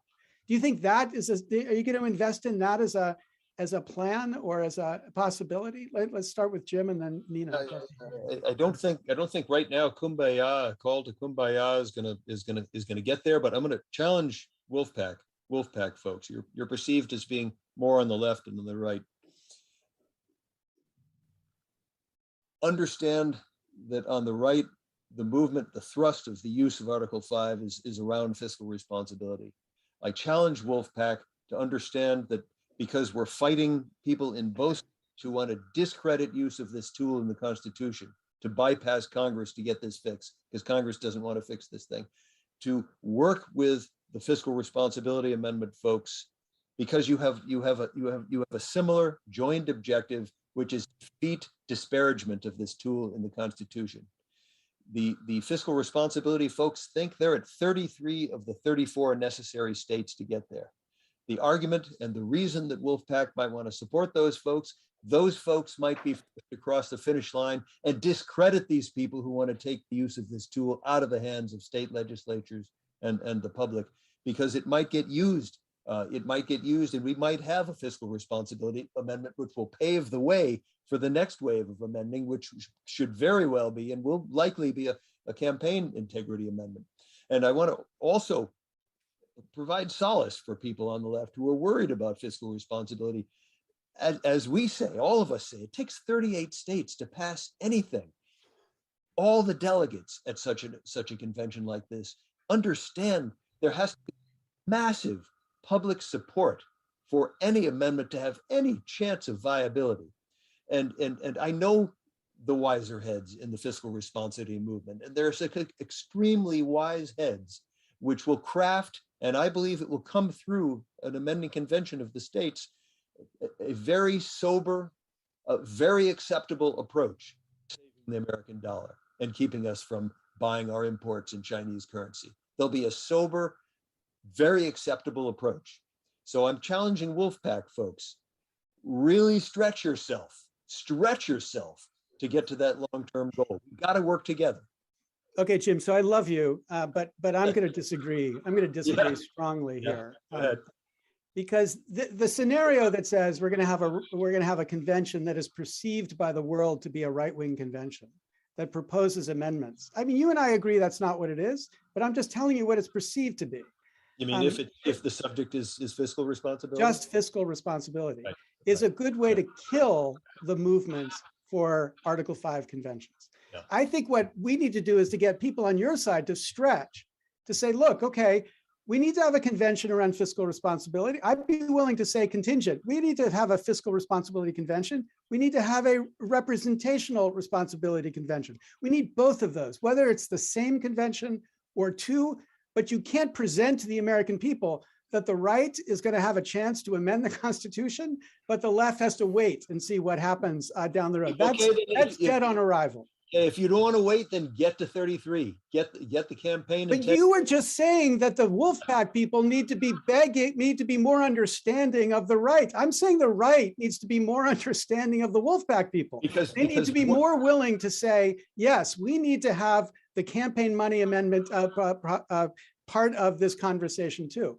And I think if you began to see that, we could build the common ground that I think Nina is talking about. Right, I mean, what do you think about this ordering question? I was out at the SALIC convention for 3 solid days. I'll be brief and let Nina chime in here.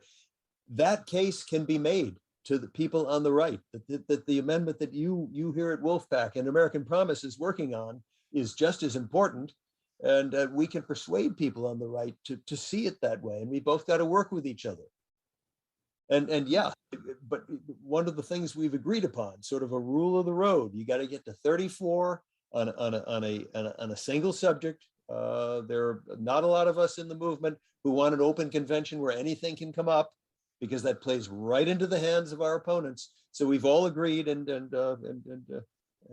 Mike, you put up our statement of agreement. The amending movement agrees. You got to get to 34 states on a named subject, named by 34 state legislatures, and that's our way of.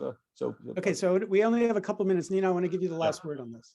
Yeah, thank that. You took the words out of my mouth. I was going to say, yeah, we got to have some understanding on both sides. Some stretching has to happen on both. It cannot be just one side. You know, Stephen Covey once said, seek first to understand and then to be understood. Really, that is the pinnacle of this complex conversation that we're having, this complex movement.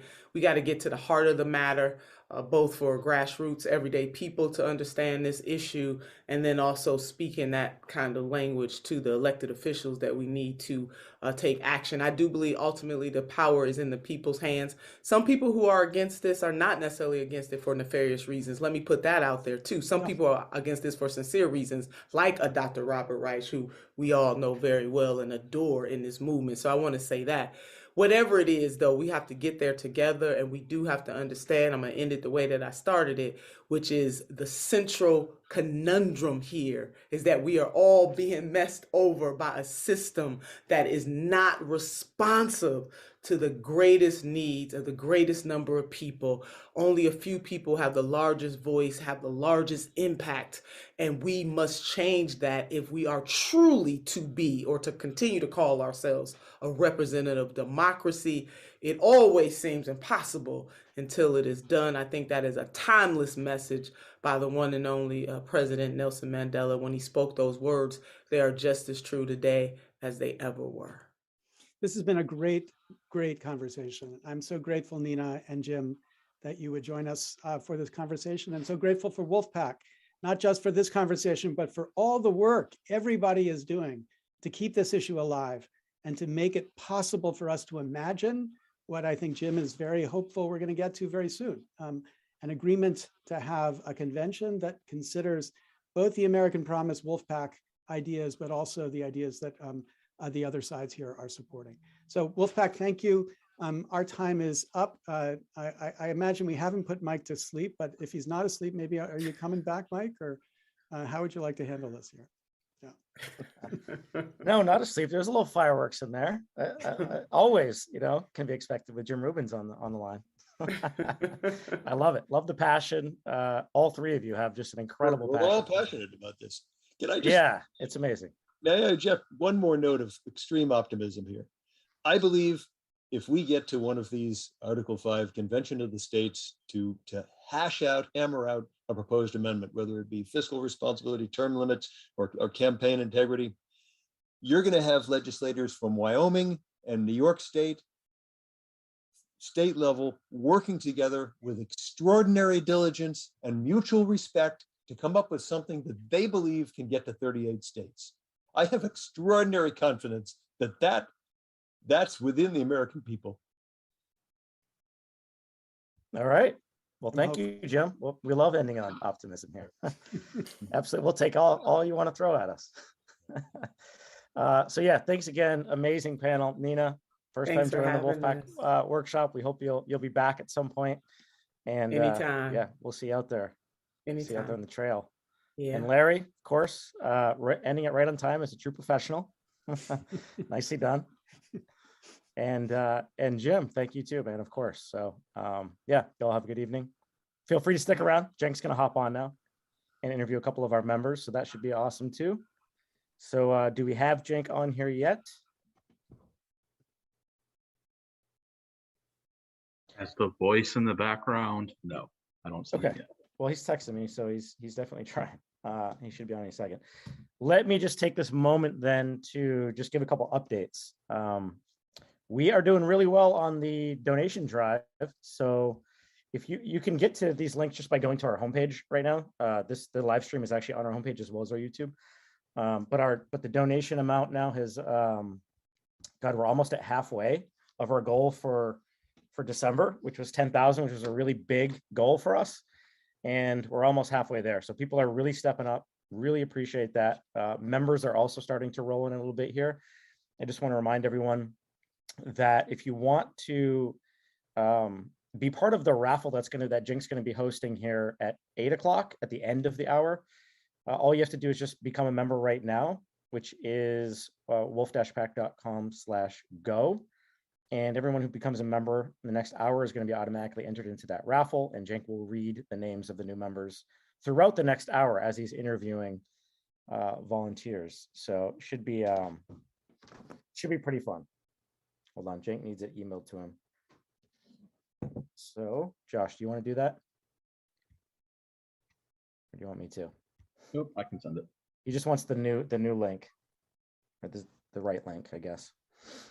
So, So I'm sorry, for people just to know, we're going to be closing the auction spots for the game at 7:30.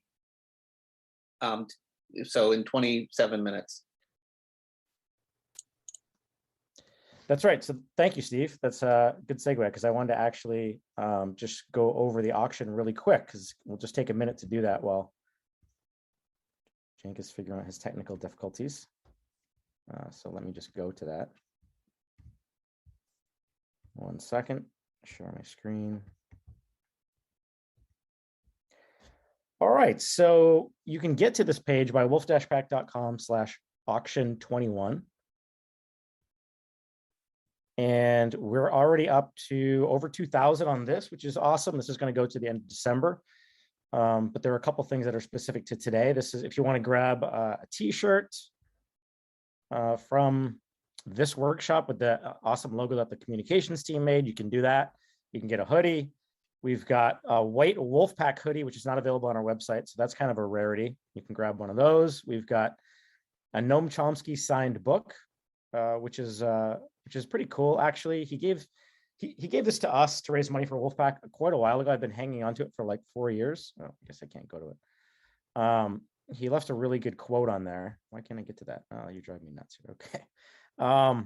Anyway, we've got a timeshare donated by our awesome volunteer Anita, who you saw earlier in Washington.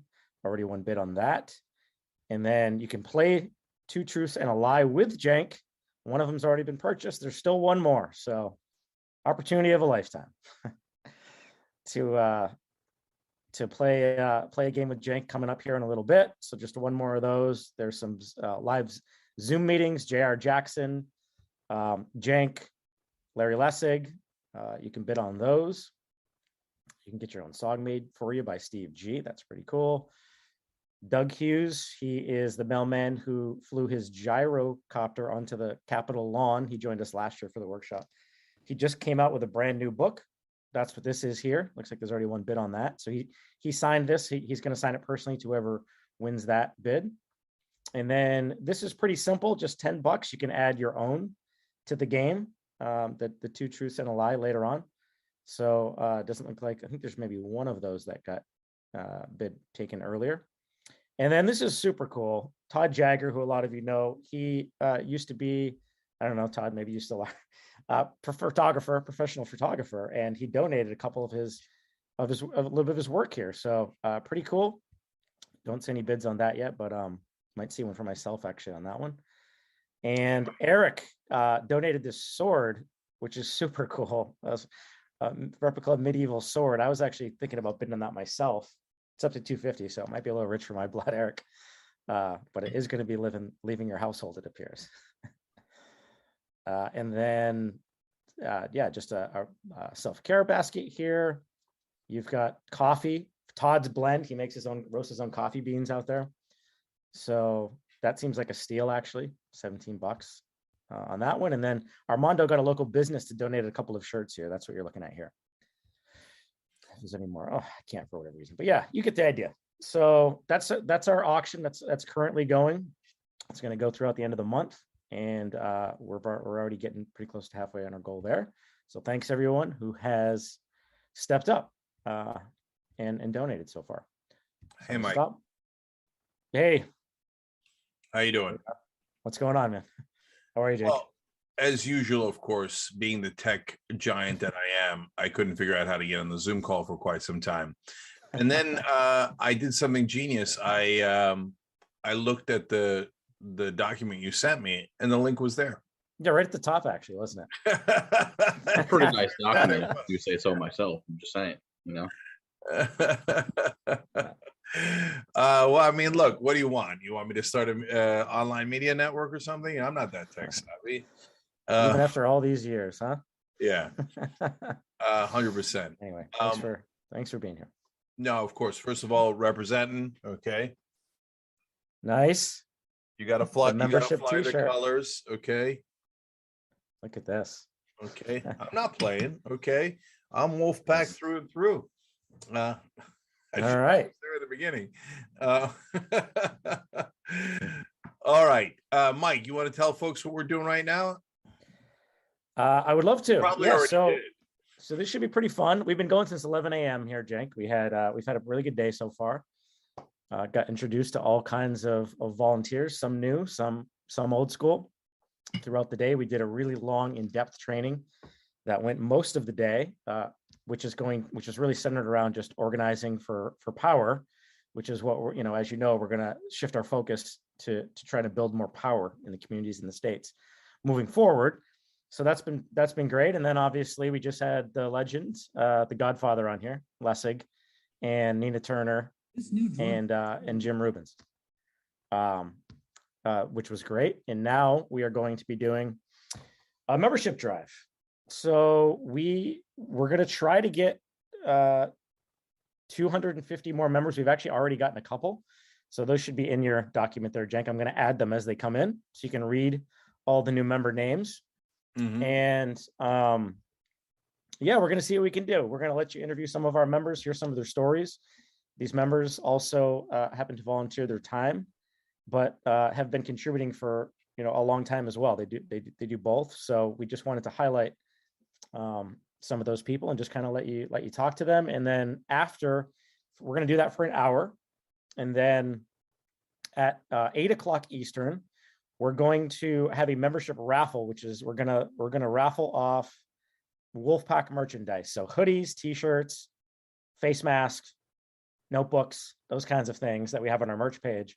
And there are some members who have already opted into this raffle. There's about 180 people, and then there are every single new member that we get tonight is going to automatically be added to that raffle. So that'll be fun. It's like an electronic virtual spinning wheel where all of our members are going to go into it, and then it'll land on someone, and we're going to have winners. We've done it before in some of our membership meetings. So by the way, if you are a member right now and you're not in the raffle, if you didn't opt into it through one of the forums in the past, just email me directly and I'll make sure that you're added in there in the next hour. So my email is mike@wolf-pac.com, and I'll make sure you're in there. So yeah, that's it. And then you're going to play a game, Cenk, I guess, Two Truths and a Lie, with a couple people, and then you're going to probably take off, and Steve G is going to lead some more games. So we still got a lot of fun coming here. Sounds good. So I've been checking out the chat. Love the chat. First of all, Little Mac McG, I never knew your name was Chris McGowan. Okay, so now I know it's Chris. Okay, so that mystery solved. And you say you're not sure that you thought you were a Wolf-Pac member, but you're not positive. Joan put in there, Bunker Joan did, that sometimes credit cards run out. That happens all the time. Just sign up again. See what happens. Okay, and then that way, hey, we're going more towards our goal. Okay, and most of the time the credit cards run out. So you can double check that, by the way. If you're signed up twice, we'll make sure to cancel one. So, yeah, if you want us to. Or just if you want to, of course. Yeah, we won't force you to. So, and you can sign up at wolf-pac.com/go, wolf-pac.com/go. And then I wanted to say one other thing about the chat, because I love the chat. About the somebody mentioned the coffee. I like Todd's blend. How about Too Strong? Too Strong Coffee gives money to Wolf-Pac. Did you guys know that? Okay. But I am drinking my coffee in the Wolf-Pac mug. Okay. I got the water in the other one. So, and one last thing. Oh, the bids on the auctions. So I just checked because somebody in the chat was saying, "Oh, I really want to talk to JR." Okay, that's good. That's it. And then I look, that bid's at 300. I'm at 300. Lessig's at 300. Can I see 400? I don't want JR to have bragging rights over me. Okay, or put 400 on him. So he can go. Believe me, he will. He did. I don't know about Lessig. I don't know that Lessig's a big braggart. Look, what? I'm one of the smartest guys in the country. What now? Could you imagine if he did that? Which is true. It's totally true.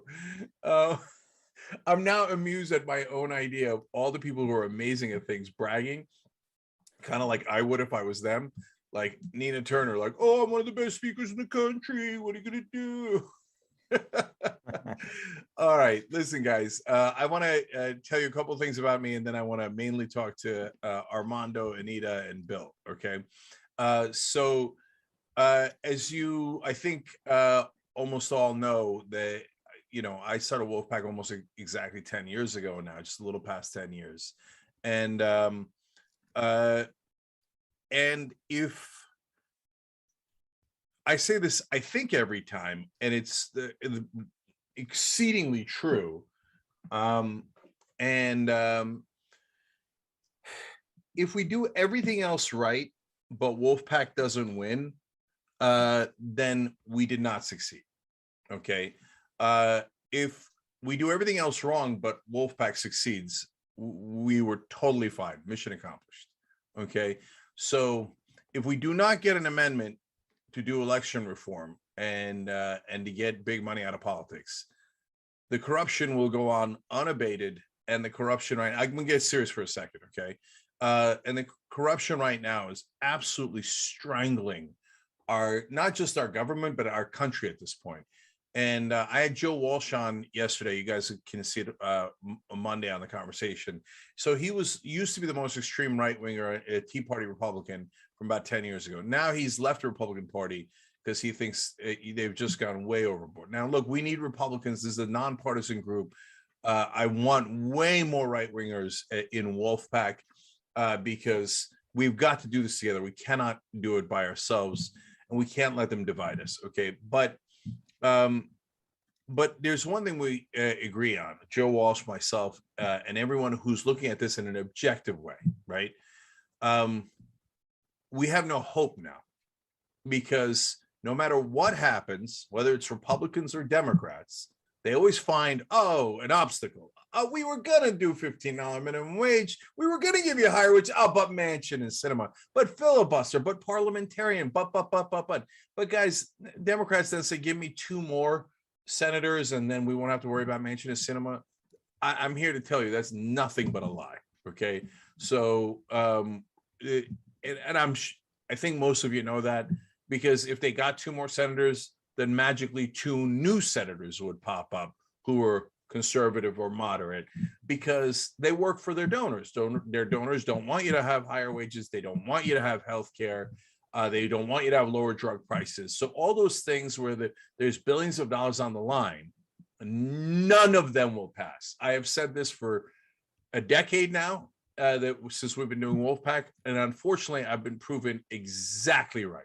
The only thing that ever passes are things that the Chamber of Commerce has pre-approved, like all the COVID relief bills. The great majority of them went to business interests, so the corporate donors allowed those. And then, wow, they passed an infrastructure bill. Why? It's just filled to the rim with corporate pork. Then they turn around to pass something for actual Americans. Nope, we're out of money. Inflation, Manchin, squirrel, cinema, parliamentarian. Okay, so the underlying cause is Zamani Lebowski, and I'll tell you, I went from curious about the mainstream media, like, why don't they ever say things that are correct, to furious with the mainstream media, to now having given up on the mainstream media. The mainstream media, cable news, etc., is both for the right wing and the left wing. They are here to destroy us. They are in the status quo protection racket.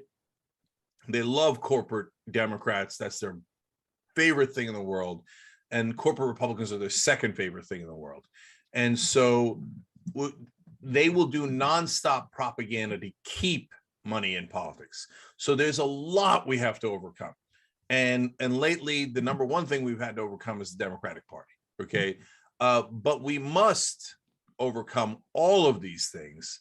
Otherwise, we will never pass any bills that helps anyone. We will not have a real democracy. So all of you that are here right now, you're the best of the best, because you're the ones who get it. You are patriots in the true sense of the word, and we can't do it without you. So there's 1,000 ways to get involved. Yes, membership keeps us alive. barely sustainable, but it's all the difference in the world. wolf-pac.com/go, right? And but also please volunteer, because if you're right wing, calling your Republican legislators are going to be incredibly effective because they're scared of you. And look, in some ways, don't make it physical and ever. I don't like it in some ways when it gets too scary, right? But when you're just putting on political pressure, I love that. And I don't care if you're right wing. You put, in fact, on this issue of election reform, I want you to put on pressure, right? And so, and by the way, the right wing and the left wing have different opinions on what pressure means and what election reform means. That's what conventions are for. That's exactly what the founding fathers thought. We should get together as a country, and we should get rid of having to ask permission of politicians in Washington, and do a convention where we hash it out. That's why it's in the United States Constitution. All right. And why am I in the fight? Because otherwise, what am I doing? Okay, I tell you guys every day the stories. Oh, we're screwed. Well, I got to give you a way out, and I got to get a way out for me, because I'm an American and I want my democracy back. And I'm a fighter, so I'm never going to go on my couch and go, oh well, I guess we lost democracy. Nothing I could do. I'm just going to sit here and do nothing. No, I'm going to fight until we get it back. Okay, so look. Oh, and I'll say one more thing before I go to the Armando. So does this still matter today? Okay. It matters more than ever, because you can see it with your own eyes now. Republicans were in charge. What do? The tax cuts for the rich is the only thing they passed, right? Then Democrats come in charge, and Republicans promised to do, in my opinion, nonsense, right? Build a wall, whatever, right? They didn't even do that. We'll end abortion. They didn't do that. They never do anything, right? And then the Democrats come in, and they actually promise a lot of things, right? Oh, we're going to do this, and we're going to do that for you guys, and we're going to protect you. We're going to protect voting rights. We're going to protect women. We're going to protect this. We're going to do police reform. Nothing. Because they checked with their donors, and they promised them that nothing would fundamentally change. So Wolf-Pac is not only as relevant today as it has ever been, but even more so. And one super last thing about that, all the excuses that everybody has always had about, oh no, it's okay, Cenk. And I literally had this meeting, I think probably about 5 years ago, with another nonsense group that's pretending to be left wing in Washington. And they said, no. I said, what's your plan? Well, our plan is an amendment. And an amendment can't happen unless you have a convention. So that makes sense. That's logical. That's the most logical. And out of a lot of tough choices, that's actually the easiest. What's your plan? He said, oh, wait for the Supreme Court. Here, I don't mind telling you who it is. It was the president of Common Cause. He said, we're going to wait for the Supreme Court. Well, I think we call that oops in the business. Miles Rappaport was his name at the time. Miles, how's it going for you? Now Supreme Court 6-3 right wing, loves money in politics, hates election reform of any sort, and will protect the status quo at all costs, and will legalize bribery. They'll call corporations human beings with not only all of our rights, but some extra rights layered on top. So the Supreme Court strategy to get money out of politics is dead. You would literally have to wait 3 to 4 decades for that to work. And so, of course, anyone who suggests that is, at this point, an obvious liar. Before, they were apathetic, didn't actually want to do anything. They were giving that as an excuse to lose. Now that excuse has been taken away from them. So right now, if somebody says, no, I don't think we need an amendment. I don't think we need a convention for it. Basically, what they're saying is, I don't want change. I love Citizens United. And 99 out of 100 times they work in Washington, and in reality they love the corruption.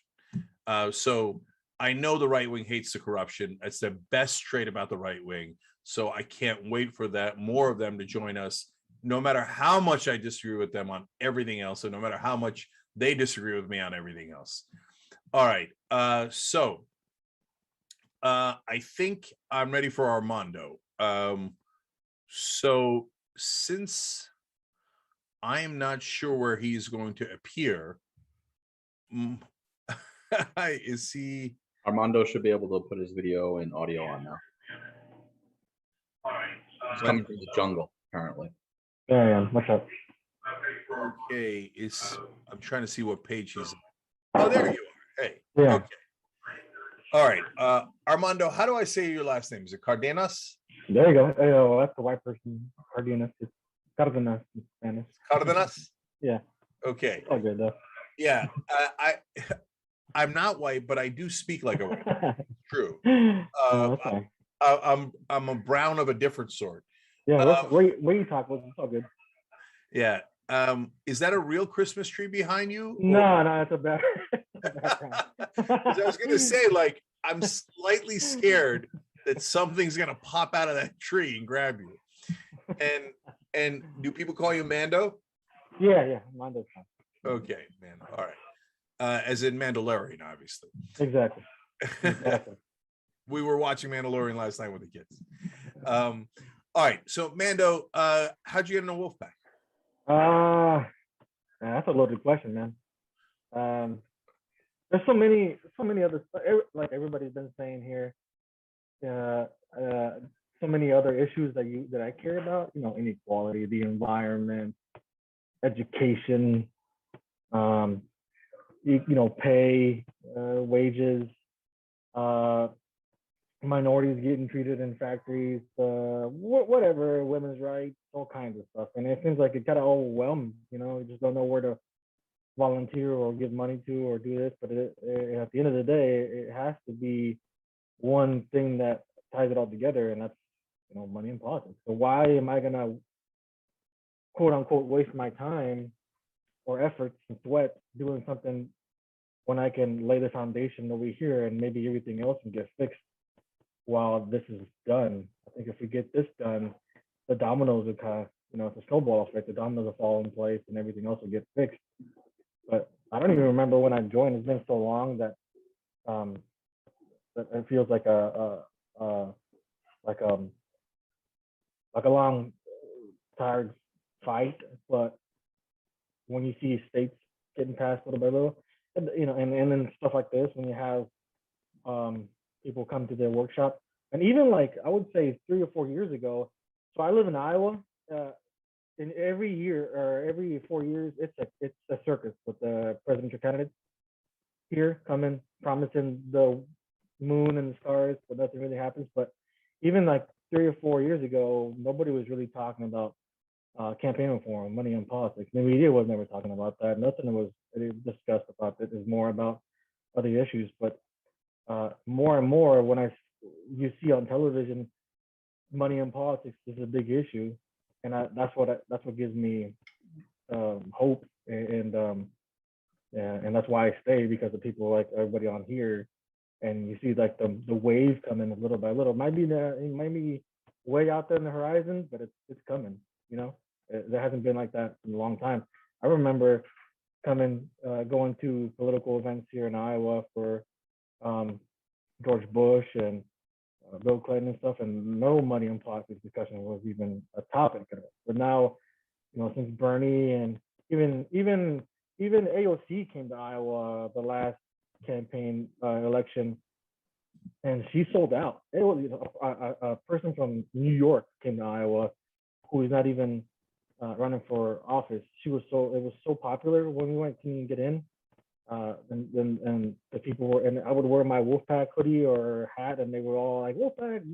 So it's a thing. That's why I'm still in it, I guess. I think it's going to be something that's in the horizon, like I said. Yeah. So 2 things. First of all, 5-minute warning for the 2 truths and a lie auction bids. There are apparently 2 lies remaining. I'm not sure what that means, but I know that it's important. wolf-pac.com/auction21. I figured out why. Because 2021. I get it. wolf-pac.com, auction21. All day long. Okay. And by the way, an hour-long chat with me, for better or for worse, if you want. it's also an auction. So Mando, to your point, yes, this time around, I even considered endorsing Elizabeth Warren instead of Bernie Sanders, which to a lot of progressives was a sacrilege. And the reason I considered that very seriously is because Elizabeth Warren was talking about corruption nonstop on the campaign trail, right? And so I always say Bernie Sanders isn't my uncle, right? Like I love Bernie. I generally agree with him, but I don't know him anything. And if he's not trying to get money out of politics, okay. Look, if God came down and said, this Republican, I don't even want to hear names, but random plastic Republican is going to do normal Republican things, but is going to get an amendment in politics, I would vote for that person. Funny that you say that. So the team and I here in Iowa, one of good he's our legislative director. His name is Wes. Shout out to Wes. I remember before COVID, I don't even remember how long it's been. What, 4 years? We met Tulsi Gabbard in person, and we met Andrew Yang in person, and they were like way below 1% of popularity when they were running here in Iowa. They were just like testing the waters, kind of. And the first thing we talked to them about, and we sat with them, and we met them, we took pictures with them, and we talked to them about money in politics. And Andrew Yang was all about campaign reform, money in politics is corruption. Tulsi Gabbard was saying yes. She even came to one of our rallies and one of our Wolf-Pac events, and she gave us a shout out, and she talked about money in politics. And we were all like, oh, this is awesome. We even made sure that they signed the petition to call for a convention in our state. And then 4 years later, money bought them. And they don't even talk about money in politics now. So it's true that money buys corruption. And then now, if you ask either one of them about the Wolf-Pac resolution, they would be like, "What are you talking about? I don't remember that. What does that mean?" It's disheartening, but people need to realize that when you talk to these people, hold them accountable. Why are you going to vote for them if not? If they're going to tell you one thing and then they change their mind years later. But yeah, like you said, if it was a Republican coming in Iowa and they talk about, we're going to go ahead, I'm going to run for president, I'm going to take, and the first thing I'm doing is overturning Citizens United or whatever McCutcheon's or putting an amendment to taking money in politics, I'd be like, you know what? Maybe this is the way to do it, because seems like both parties are hot air every cycle. Yeah. So that's, Mando, if a Republican came in and said it, and I meant, and I thought they meant it, and that's yeah, it has a history of it, yeah. Because I've seen Republicans say drain the swamp and then fill the swamp. But if I thought they meant it, I would say this is the way. So, and yes, I remember when Tulsi was against money in politics. But I will look, I'm always fair. I think Tulsi right now has gotten totally right wing, and I've got no interest in her. But her dad was fantastic in helping us in Hawaii. And he was a state legislator there. That was one of the diehards on getting money out of politics. So shout out to the elder Mr. Gabbard, who was a hero in Hawaii. Okay, Sam made a good point in the chat. If you buy the hour-long chat with me in the auction, it'll probably turn into 2 hours.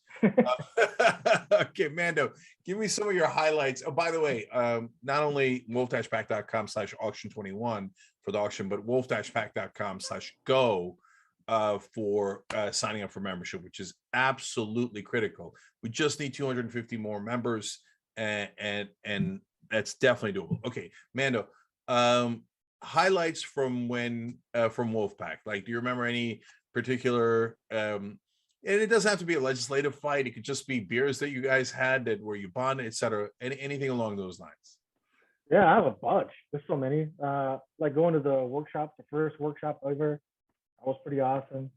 All of them have been lasting. You get to meet all these kinds of people, and you finally meet them in person instead of email.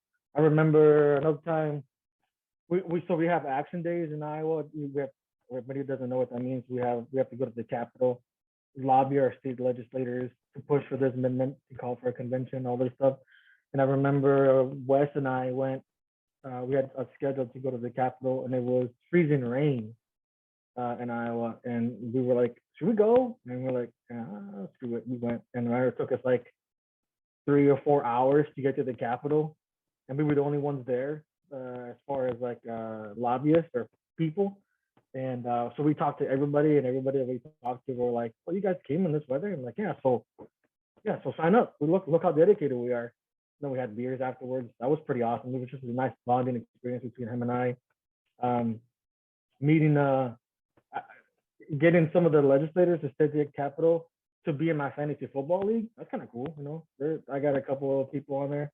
One of them is no longer state legislator, but You got state legislators in your fantasy football league? Yeah, I got one. His name is. He's no longer one. He was the first one to give us our to be the sponsor. He's a character, man. He's a DJ and something else, and then he became. I invited him to our fantasy football league. He's like, hell yeah! So he was in our league. My state legislator in town that represents me is a farmer, and I have on my cell phone, and we text and we tell each other happy Thanksgiving, you know, all this stuff. So, you know, developing a relationship that you don't think you're gonna do it, but you actually, these are people, you know, farmers, doctors, whatever they do. So that's kind of cool. Getting to know all these other organizations that you collaborate with, like, because we go to all these events, and then you meet other people that are other events for either environmental events or minimum wage events, and you kind of network with them, and you get to meet them, and they kind of work together. That's always awesome. You know, those are just some of the few highlights. There's so many. Like, I didn't even think I would be involved in politics as much as I would be, but you know, I dragged my wife with me, and next thing you know, we're marching along Bernie, we're meeting them, we're taking pictures, or we're meeting with these, like, the future governor of Iowa, because they're trying to smooch us, and we're having beers with like governor candidates at the university. You know, you find yourself in places that you don't even realize you would be at just because you're involved in politics. It just kind of rolls. You just roll with it, and next thing you know, you're at somebody's house for fundraising, talking about money and politics, and like, how the hell did I get here? Weird. It's just a lot of memories like that so far. Hopefully, more to come. Yeah, absolutely. Like when we pass Iowa, it's going to be awesome. But Mando, I'm going to repeat some of those stories because I love that. I love that you've got some of those legislators that you text with, but the fantasy football stories, that one takes the cake. I'm not joking. I'm going to tell that story a lot. Okay. Yeah, he's a weird guy. One time, I'll tell you a story. This was out of the blue. One time, I would text him and I would say, "How's it going?" Just to keep touch, kind of keep him, see how he's doing. He went to Washington D.C. and he told me he was going to go out of town because we were going to go see him. I was like, okay, no biggie. And then out of nowhere, in the middle of the day, he sent me a picture of like a steak. Or no, it was a salad. It was a salad and tomatoes and everything. He just sent no context. He just sent me the picture, and I'm like, what do I do with this? I don't know what's this.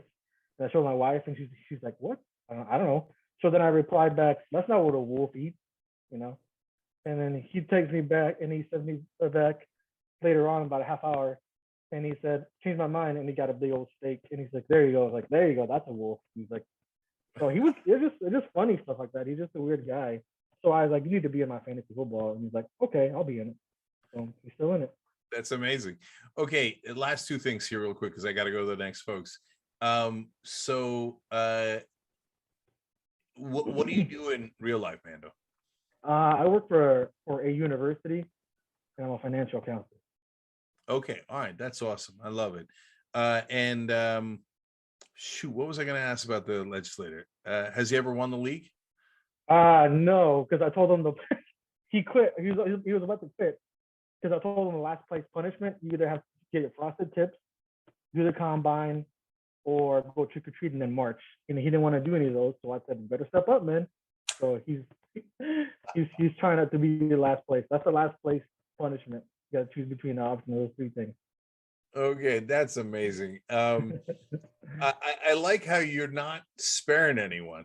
Oh, no. You're a state legislator? No, I don't care. Like, get your ass trick or treating in March. Let's see how that works out. If you're gonna get last place, you better show up with your tips frosted, or we're gonna record you do the combine or something. Yeah. And somebody asked if Wolf-Pac, how about Wolf-Pac members running for office? That's happened before and they've won. So some have lost, of course, but a couple of them have won, and so that's awesome, man. And there are a couple of Wolf-Pac members right now in state legislatures across the country, and hopefully there'll be a lot more going forward. And Sarah had a good point. Oh yeah, Eric, I had to mention too. He says that I forgot to mention Wolf-Pac karaoke nights. Yeah, was it legendary? That does sound good. Do not start singing right now. No, I don't. I watch.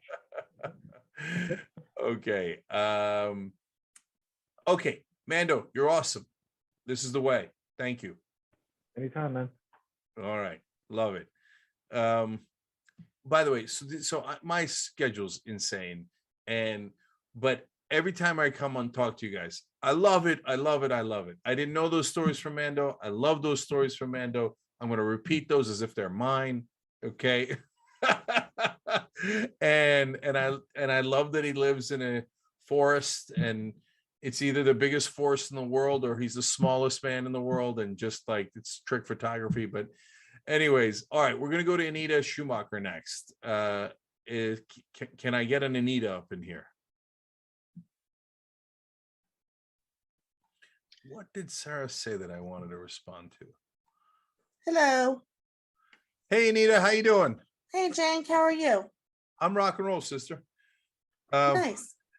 Schumacher, I assume race car driver lineage? No, no, unfortunately not. No, and not related to Michael Schumacher from Germany? And my husband's family is originally from Germany, but I don't know their relations on that side. So, okay. All right. But it is Schumacher, correct? Okay. I don't know anything about race car driving either, but one of my best friends loves it, and because of that, Michael Schumacher was the best driver in the world for a long time. That's the reference. Okay, so Anita, what brought you to Wolf-Pac, and what made you want to actually get involved and do something? Well, I have to preface it with that I'm polyamorous and I have two partners. So I also have a girlfriend wife. And she found out about that Wolf-Pac was in Washington State several years ago and said, there's this committee meeting. We got to go. We got to go to the committee hearing and we got to support it. And I went and I talked to leadership. I talked to a lot of people, and I had been looking for a new organization to volunteer with. And so I thought I'd learn more. And so I just signed on to learn more. And eventually I got called back and we went through the trainings and I learned the theory of change and the process by which you had laid forth. And I thought, oh, wow, this could bring back hope to people. Prior to Wolf-Pac, I was really big on feeding the homeless, getting education to children, mental health awareness, and voting rights. And you tickled my voting rights funny bone in just the right way. And I was excited again. And I hadn't been excited for a while. I also have PTSD and I was very scared for a long time. And living with my family and just having them support me, I can't work anymore. So I put a lot of hours into Wolf-Pac. I love it. I love the people that I've met here and some of the smartest, most tenacious people. Woo, and the senses of humors. Gotta love it. Anita, I love every part of that story. I'm going to do a couple of things here and then ask you more questions. First, I want to read new members that just joined. Yes, Okay, that's part of the I'm point. excited.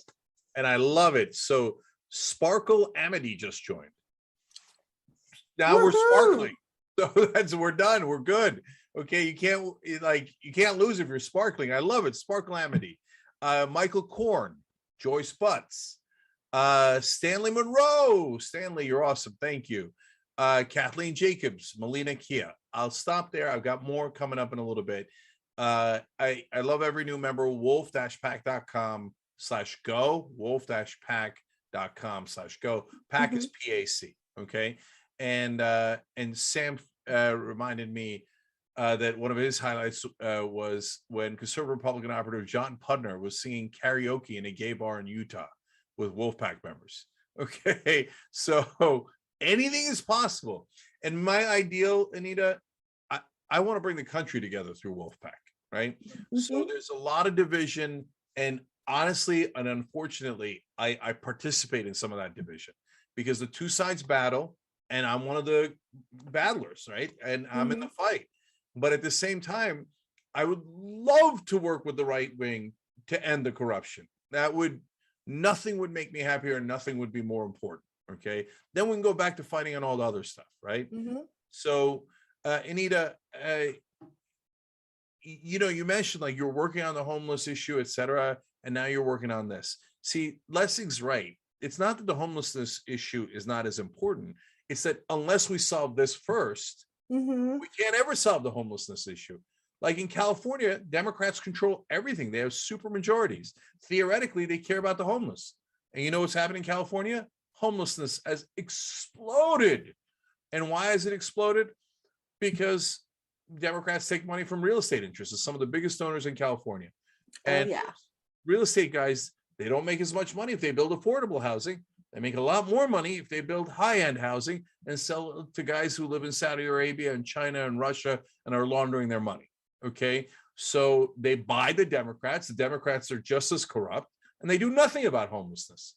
Until you get the money out, you can't solve any of those issues. So I think you're absolutely right, Anita. And so let me ask you a little bit more about that. You mentioned you had PTSD. I don't know if you feel comfortable talking about it. Oh, absolutely. Okay, and so tell us, how'd you get it? What happened? Well, I grew up in Southern California, around LA, Orange County, Riverside County. We moved around a lot, and I just lived in some very, very violent neighborhoods. And then a lot of drugs were around in my family and my home. My dad could not make ends meet, so he turned to selling marijuana. He got arrested for that, ruined his career. We lived very poor. But then we moved, and I thought I started getting friends, but by then I had already suffered a lot of mental issues. So they were not very nice, and I ended up being drugged and raped when I was 14. So that kind of kicked off the PTSD, and I've had it since I was about 15 years old. And so I spent some time being homeless. I suffer with mental illness. I am a mom and a wife, and I am fortunate enough to have some college education. Doors were opened for me because I was a pretty blonde-haired, blue-eyed white girl. And my friends who were not white got left behind. And I actually live a very comfortable life now. I'm a membership here. I pay my monthly membership because I believe in supporting Wolf-Pac. And then I'm a state leader here in Washington State. I actually live near downtown Seattle. So I live in a very nice neighborhood that's semi-diverse now. And I want everybody to be able to achieve what I have achieved. And I didn't do it alone. I got a lot of luck. There was a lot of luck in my life. It was nothing that I did. It was just somebody helping to be able to open a door at the right time, the right moment for me. And I was able to walk through it. Anita, we love you. And so I love that you're here and that you care enough about everyone else to fight for them. And so you're the best of us. And thank you for doing that. How long have you been with Wolf-Pac? About 3 years, almost 3 years. Okay, great. Yep. I actually we met at the Dallas workshop. Yeah. And so I love it. I remember when we used to meet in the real world, right? Mhm. And you mentioned Riverside. My family went there for Christmas 2 years ago. Oh, cool. Yeah. We, that big hotel where they do that giant. I don't know how long it's been since you've been there, but The Mission Inn yeah. in downtown Riverside, the old Mission, where Yeah. they do the lights and the Christmas stuff. Yeah, that's right. Yep, I heard it's haunted as well. So yes, I love that area. Yeah, if I knew that, I would have told the kids a whole bunch of scary stories, which I already did anyway. But yeah, so thank you for putting your time, effort, and heart into this. We appreciate it. So give me some highlights from Wolf-Pac that where you whatever it might be, whether it was fun or fulfilling, etc. Yeah, I the last session we were actually able to go to the Capitol in Olympia. I live about 2 hours away, a 2-hour drive from the Capitol. But our legislative director at the time, Cassidy, was living even further away. And we would carpool. We would meet up, we would carpool down, we'd do our meetings. I take notes and support her. And then we would, at the end of the day, we would drive home and we would listen to the Young Turks. 2-hour drives, sometimes 3-hour drives. We're listening to the Young Turks. And then sometimes we'd be so late that we'd have to hop on meetings, like conference calls with our national coordinator or other volunteers, and just debrief and talk about what had happened. And we got to be pretty close. She's a good friend. And yeah, I miss that. I miss being able to go down to the Capitol. It's a long slog, but it's worth it. Yeah. Well, look, one of my favorite memories is in Olympia, is in the Capitol in Washington, where we went and it was one of the best lines, not only in my history at Wolf-Pac, but probably in my career, when one of the legislators said, basically, like, I give in.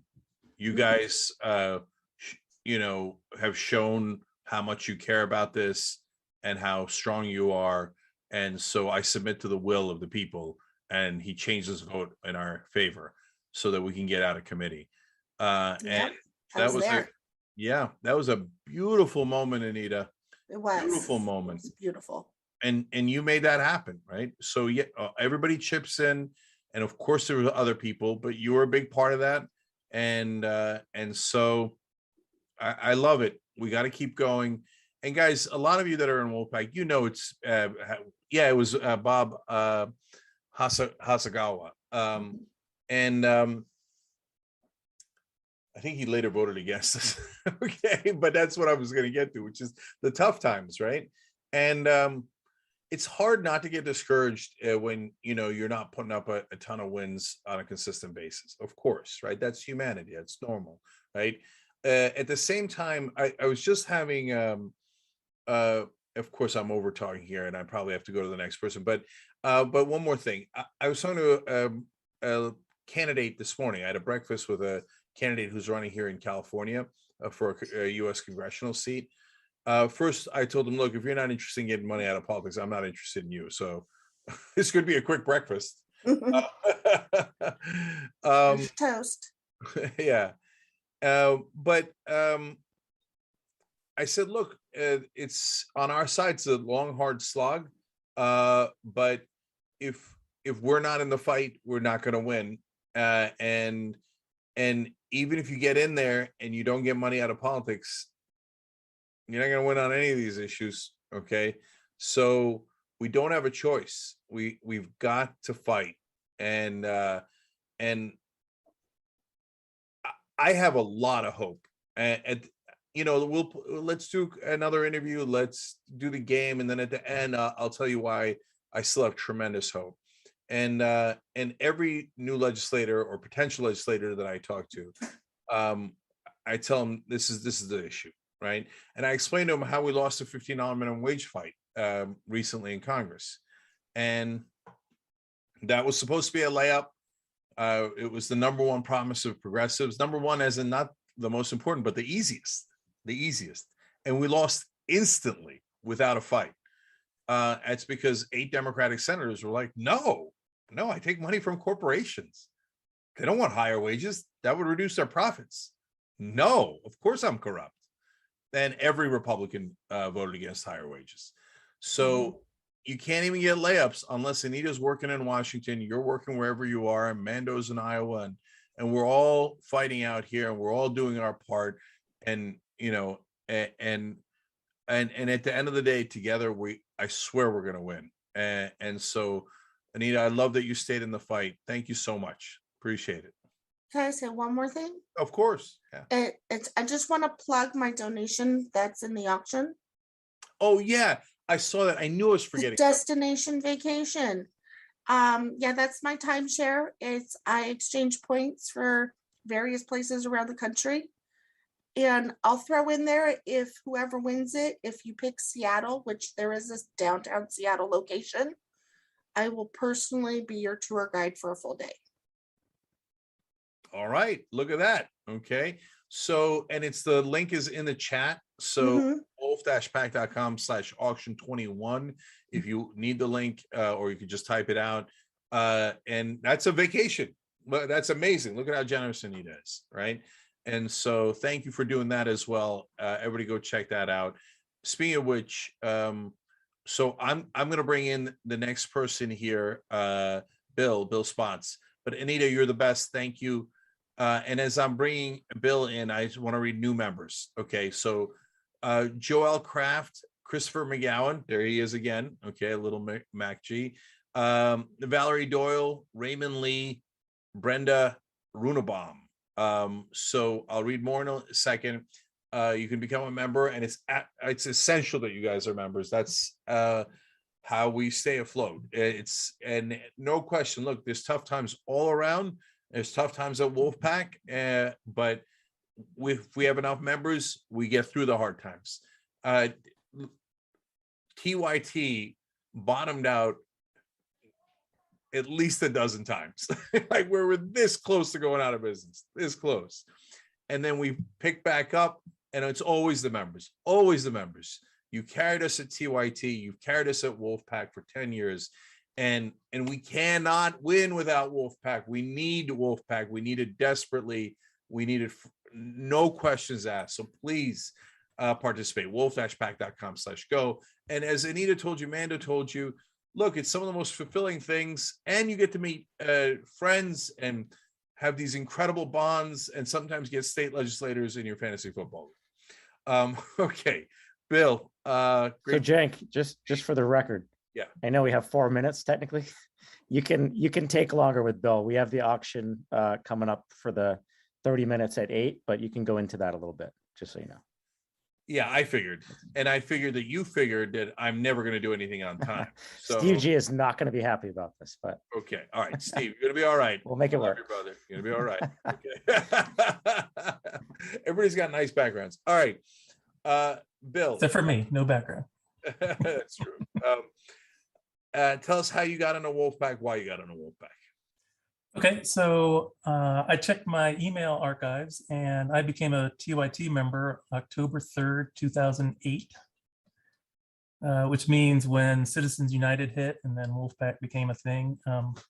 I'd been listening before 2008. You had convinced me completely that you could predict any political issue by determining which side had the most money. And that's, that's not what our country is supposed to be. Um, I checked my Wolf-Pac email archive, and Thanksgiving Day was my 10-year anniversary. I signed up about a month after it started. Sam and Todd hold that over my head. And I care about all political issues. I'm an engineer by training, so I'd like to look at the fundamental problems of stuff. So attacking money in politics was kind of a way of attacking all issues that appealed to me. If I had to pick one issue, it would be climate change, because I did my postdoc at the National Center for Atmospheric Research in Boulder.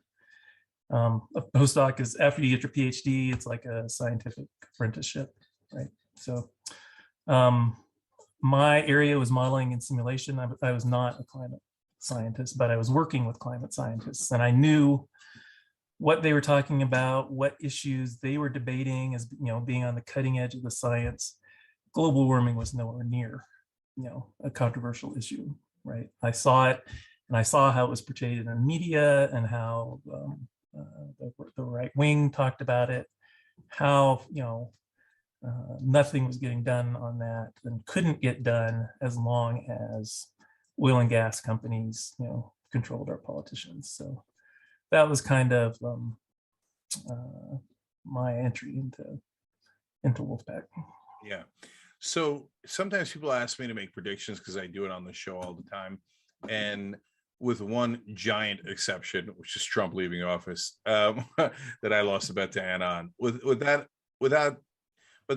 wasn't about money in politics, and it was about my hunch about Trump's personality. But without that, I would dare say I have an excellent record. And the reason why I don't mind saying that, even though it sounds like it's bragging, because as Bill pointed out, it's not bragging. It's obvious. It's actually super easy. Like, in fact, with the congressional candidate this morning, he said, "Oh yeah, the progressives in Congress are now fighting on to get student debt relief." I was like, "I love you, brother, but they ain't gonna get student debt relief." Okay, they can fight all day, like, and Anthony Weiner. Thank you, Sam, for pointing out my other error. Nice job. I thought he didn't do it. Boy, was I wrong. Okay. And I can tell you right now, and I told him, I said, "Mike, I'm famous for knowing the future. I'll tell you right now, there's not going to be any student debt relief. There's money on the line. If there's money on the line, they're not going to win. Guaranteed, write it down in stone." Okay. So that's why Bill's right. Without this, can't get anything done. And nothing could be clearer than Democrats' control of everything. And they promised those things, and they said it was going to be their defining issues, etc. And I said they're not going to do it. And everybody said, "Oh, Cenk, you're being such a jerk. Oh, you're being so mean to Joe Biden. You just trust Joe Biden. Just trust him." Like, that's not how politics works. It works with power. And right now, the source of the power of the legislators is campaign contributions. And the largest campaign contributions come from corporations and business interests. So if you don't take that out, you will lose on every fight. All right. No, Anna doesn't get me every time. Okay. I see you guys in the chat. So Bill, I hear that you're also a slayer at Pictionary. Is there truth to that? Yes, that's my hidden talent, right? Hidden talent, I like it. So my dad's an engineer, and I love that engineers are involved in Wolf-Pac. And I've talked about that a couple of times, because if you can't half build a bridge, you can't even 90% build a bridge. You have to build a whole bridge. And in order to do that, you are forced into being logical, right? Yeah. And so if you reverse engineer, which is literally what I did, right? I reverse engineered what went wrong in America. And when I did that, I traced it back to 78. And then I realized it was the Supreme Court decisions that put money into politics, and big money, corporate money into politics. And that's how we got here in the first place. All right, let me read a couple more names, then I have more questions. New members: David McDaniel, Jennifer Daniel, Elizabeth Martell DeVolder, and Dave Schmidt. You guys are amazing. So Dave, Elizabeth, Dave, Jennifer, thank you, thank you, thank you. wolf-pac.com/go. Fulfillment's a hell of a drug. Okay, you should try it out. So that, Bill, I'm going to do the standard question with you too. Speaking of which, some of your favorite moments at Wolf-Pac. So I'm actually going to start with a low light. Wolf-Pac's a month old. I've joined. There's nothing. There's no infrastructure. There's no training. We don't have a New Mexico team. We don't have organizers. We don't have directors. Nothing, right? It's just me and a little bit of advice that's come out of Wolf-Pac National, right? And so I start trying to call state legislators. I get hold of one, get him on the phone, and we're talking, and it just goes south, right? It just goes, I mean, it was comically bad. And at one point I'm going, no, that's like the exact opposite of what I'm saying. And, you know, it was a bad format, and I didn't prepare correctly. Everything was wrong.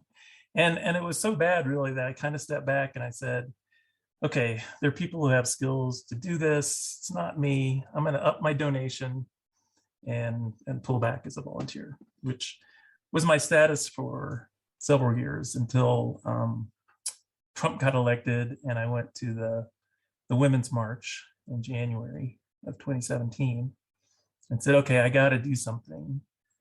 This is what I believe in. And I got involved again as a volunteer. And in that time, a bunch of stuff had happened, right? We got a state team, we got organized, and you and others who make these decisions decided to send Allison Hartson to New Mexico that year. So I got to work with her. I got to see her in action. I learned a ton from her, and we were able to pass in the Senate that year. Right, so that was a huge accomplishment. One of my favorite things was I wasn't there that day. You know, I was still working, but I was taking vacation and going up to the Capitol when I could. And I arrived one day, and she was telling the story about what had happened yesterday. She went into this senator's office. He had this book about this thick about why Article 5 convention is a bad idea, sitting on his desk somewhere, right? Fortunately, he hadn't read it yet, right? She got to speak to him before he'd been able to read the book. And he was intrigued by their meeting, and he asked her to stay, and other people came in. And when they leave his office, they continue their conversation. And it lasted all day like that. She would just sit and wait as other people talked to him. And when they were done, they'd pick up their conversation today. It was like an all-day conversation. It went into dinner. He brought in the president of the Senate to that dinner. And, you know, at the end of the dinner, he just kind of looked at her and said, she makes a good case, doesn't she? And he was on her side. She was on her side. And he became a huge champion for us. If we needed a conference room in the we call it the Roundhouse, our state capitol here, he'd reserve it for us. He did all kinds of stuff for us. And some of the best things were after committee hearings, there's literally a tavern, a Katie corner across from the Capitol called a saloon. We'd go to the saloon and you know, just BS and talk about stuff, and with this Senator Daniel Ivy Soto and some others and stuff. It was really great. Did you say the state house is called a rat house? Round. Oh, round. I was like, man, it looks like a huge drum. Okay, I was gonna say the rat house is a little too self-deprecating. Okay, bounds of reason, right? And then I was like, is it frat house? That's also not good. Okay, but roundhouse, that makes sense. Eric says a little on the nose. Yeah, well, okay, that's true. And Chris, Little McMacG that I referenced earlier, asked if we need to go harsher. at the end, I want to talk about hope, but I'll also talk about the fight, right? And how to fight more. But I want to shout out two new members, James Reeg and Ronnie Kellogg. James and Ronnie, you guys are awesome. You're the best. Thank you. Wolf-Pac, that's PAC, wolf-pac.com/go. So, Bill, I guess those are good stories. Now, I love every one of these stories. And one last thing, I guess. So, New Mexico was one of those states that was really hopeful. And then as happens frequently, and that's politics, right? We lost at the end. And then we got to keep going back, right? So what keeps you in the fight?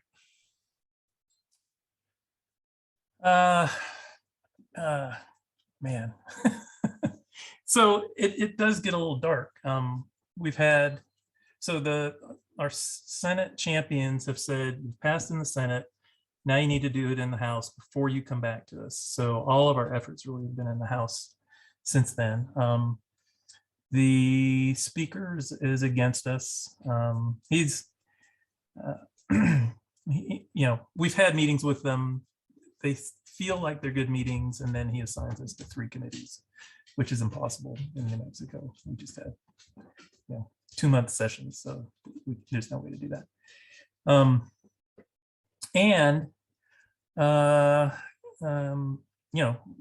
We've gotten to a committee hearing, and then we've been tabled a couple times. So the people that we rally, that we get to come to the hearings, do that.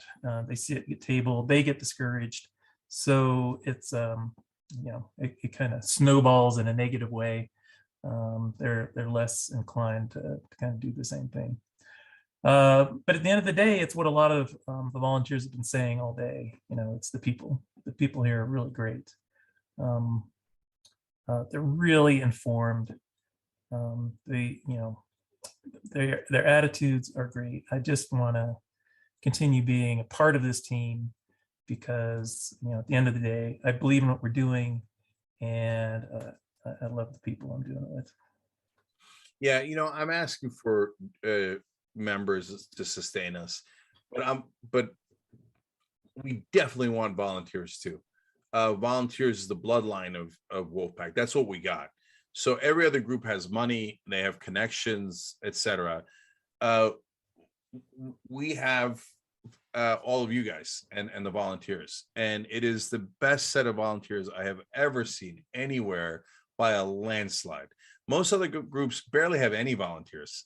And I remember when Allison ran for Senate in California, and we were looking at Dianne Feinstein's website, and we noticed that she didn't even have a link for volunteers.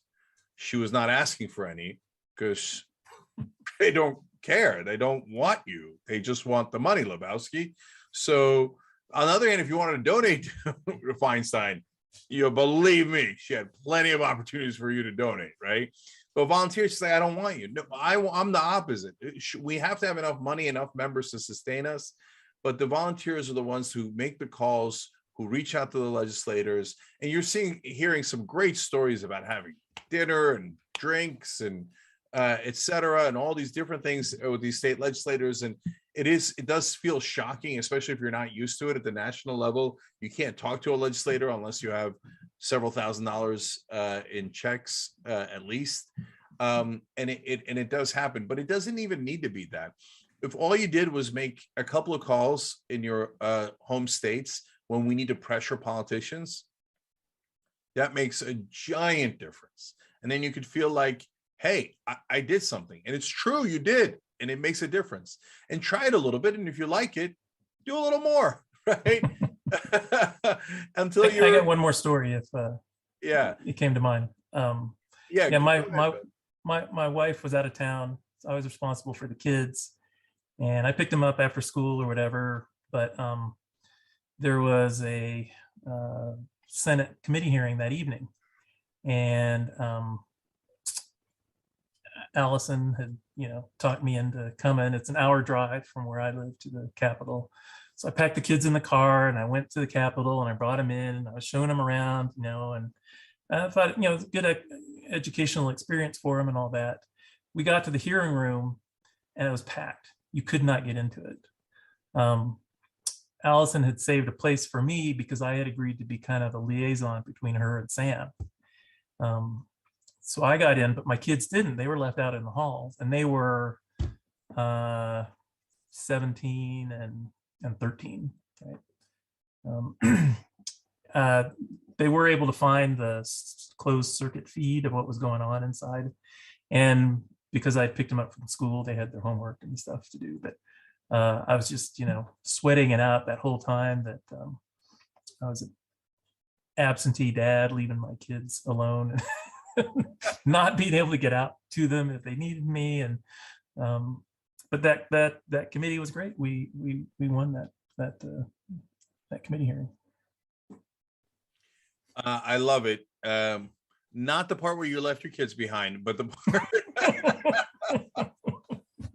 where you participated. And I love your devotion to the cause that you're like, that you would have done that. So thank you. And it's always good to see you. And thank you for caring. And that's actually what I would say most to everybody, because none of you are here if you don't care. And so I keep saying I'm theoretically writing a book because it's taken so long.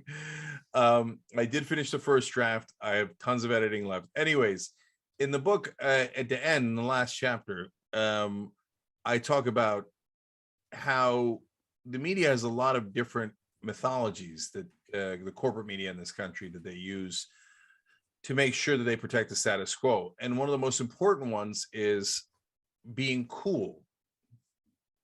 And this is actually something that is spread out throughout our culture. And cool means, I don't care. Rebel Without a Cause, good movie, disastrous cultural cornerstone. Because the media made it all the way from movies, but especially through news media. It's not cool to care. And I can't stand that. And it's a trick. It's a trick to get you to not fight against the status quo and to accept your fate and to submit. Okay. Do not submit. I don't care if it's cool or not. I love you guys for caring and caring enough to do it like Bill has for 10 years. And yeah, there are cycles. And sometimes you go to donating and not volunteering because you need a break or whatever. But Bill came back and we need that. And we're going to go back and we're going to go back and we're going to win in New Mexico. Okay. And so again, at the end, I'll talk a little bit more about hope and how we're going to do that and how we're going to fight. But Bill, thank you, brother. Appreciate it. You're welcome, Cenk, and thanks for everything you do. Thank you, brother. All right. Now we're going to go to games. Before we go to games, new members, wolf-pac.com/go is how you sign up. Dion Peters Lewak. Dion, if I got that wrong, which I'm certain I did, sorry, but thank you. Nadia Alves and Francis Scanlon. So Francis, Nadia, and Dion, you guys are awesome. Thank you. And, on caring about one another, caring about the issues, but just generally caring about the country. I love that you care about the country. I love that. And so we're nerds here, right? And proudly so. You guys are like, you care about democracy? Yeah, we do.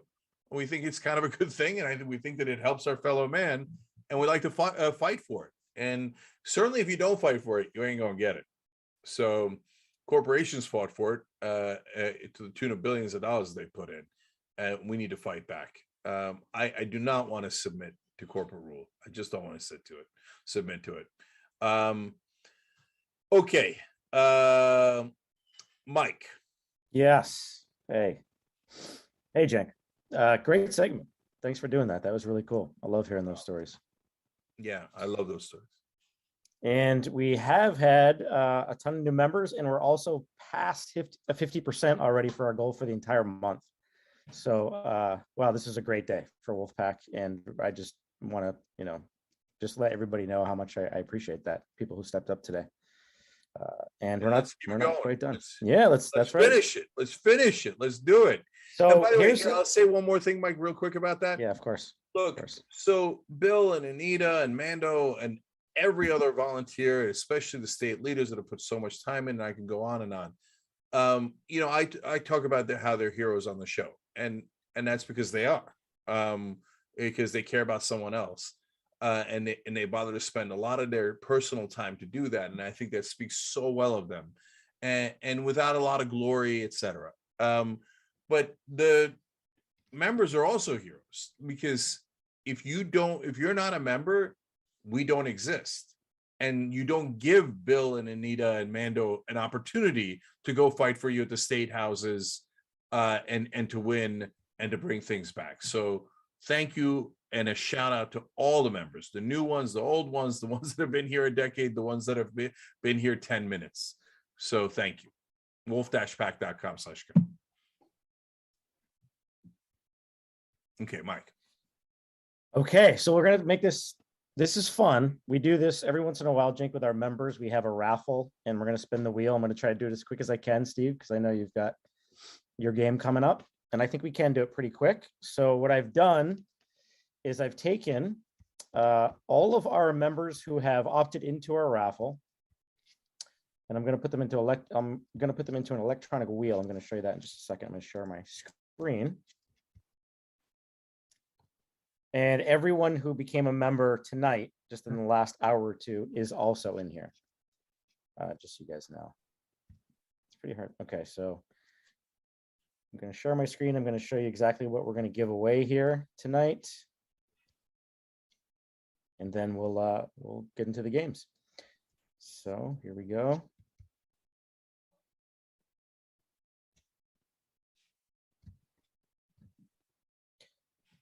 Okay, I assume everyone can see my screen now at this point, correct? We're going to give away standard t-shirts, one of the volunteer design t-shirts. You can go to our website right now and just click on the About tab if you want to see those designs. They were made by a lot of people on our communications team, actually. So pretty cool stuff. We've got some face masks. We've got some notebooks. Those are also awesome. I guess I could actually bring that page up in a second here too. And then this is the wheel. There's a lot of names on here, so it's a little hard to read them. So Cenk, I don't know if you're going to be able, you can see this, right? Yes, I can see it. Yeah. All right. You want to read the winners? I'm going to spin this. Okay. So the first one, just so everyone's on the same page, is going to be, oops, what am I doing? Right. I want to go, oh, this thing's in my way. There we go. Okay, first one is just going to be the standard Wolf-Pac t-shirt, all right? Just so everyone's on the same page. Let's see who's going to get that. Everyone, I'll just scroll through this. These are all of our members who have opted into our raffle. Any member can opt in at any time. You can just email me. Well, I also send a form every once in a while. And then you can see some of the names that Cenk just read down here at the bottom, signed up tonight. So all the names are in there. I'm going to go ahead, spin the wheel, and we're going to get our first winner of the evening.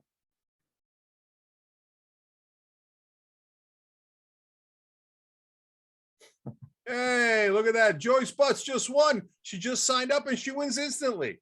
Look at that. Sure did. Okay. Yeah. I remember reading your name like 3.5 seconds ago. That's right. She did. She just signed up. Wow, nicely done. Oops. All right.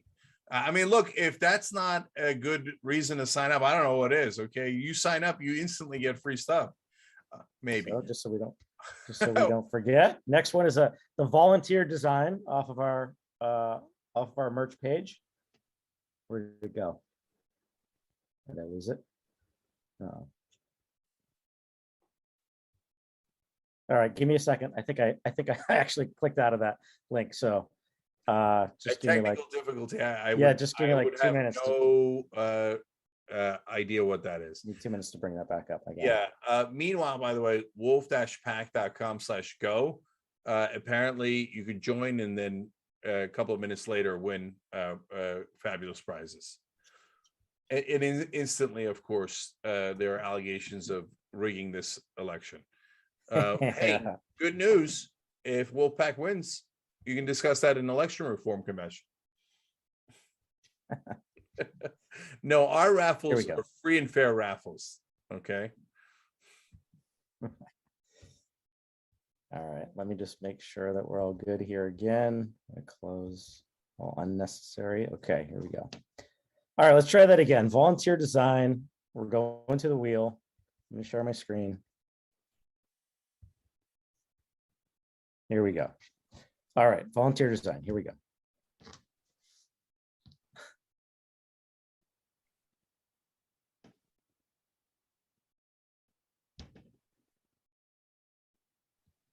Mary Lou Russell. Da, da, ba, da, da.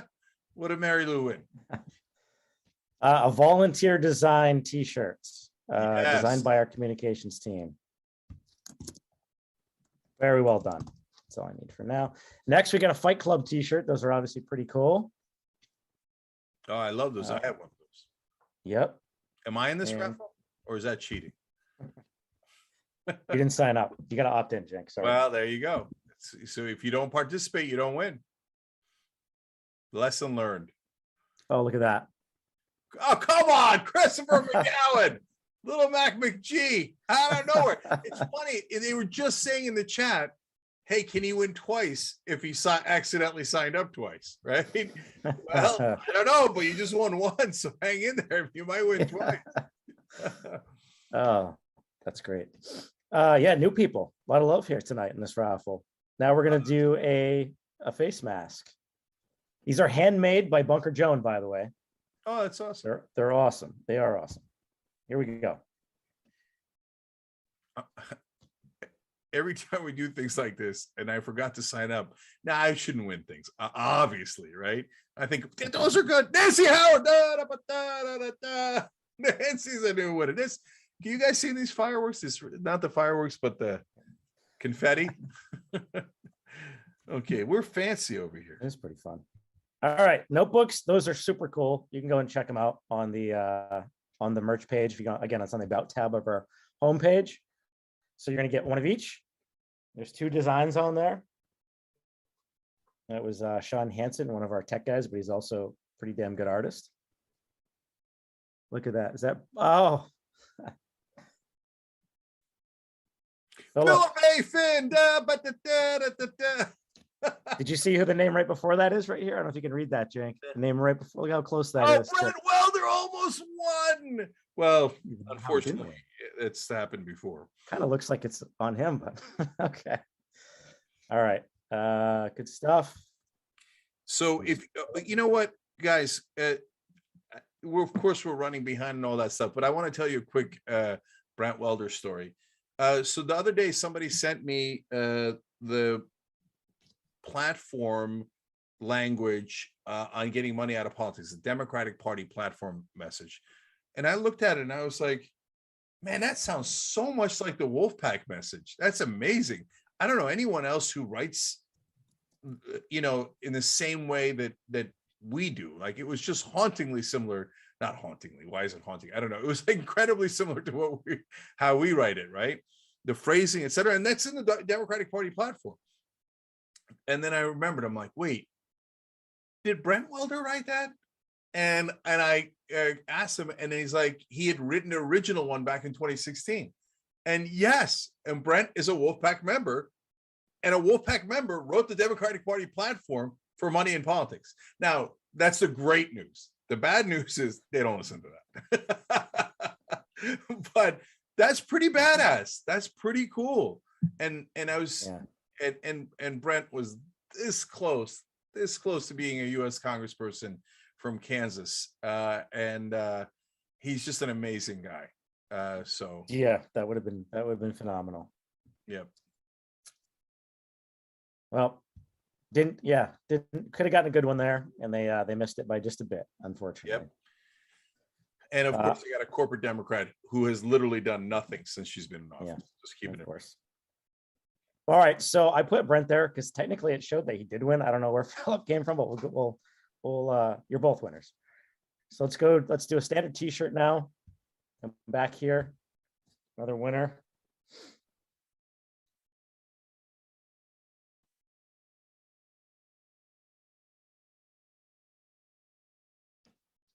Sean Henning. More confetti. Nice job, Sean. Sean gets a T-shirt. Yeah, nice job. He does. Standard T-shirt. Yep. There's nothing standard about our T-shirts. Okay, I'll have you know that. All right. Now we get to a couple of the big ones, though. We've got the Fight Club hoodie coming up. I have one of those. This is a pretty big one. I'd say it's my one of kids the have one of the grand prize wins here tonight, I would say.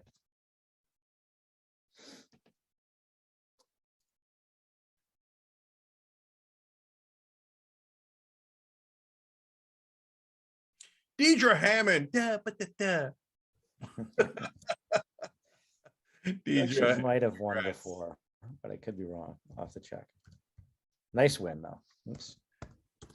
Hoodie's a big one. Nice win. Yep. And one more standard T-shirt. Here, so I'll again, model. this is what we do once in a while with our members. We'll have a raffle just for fun. We'll have a meeting, and we'll give away some stuff. It's not usually this many things.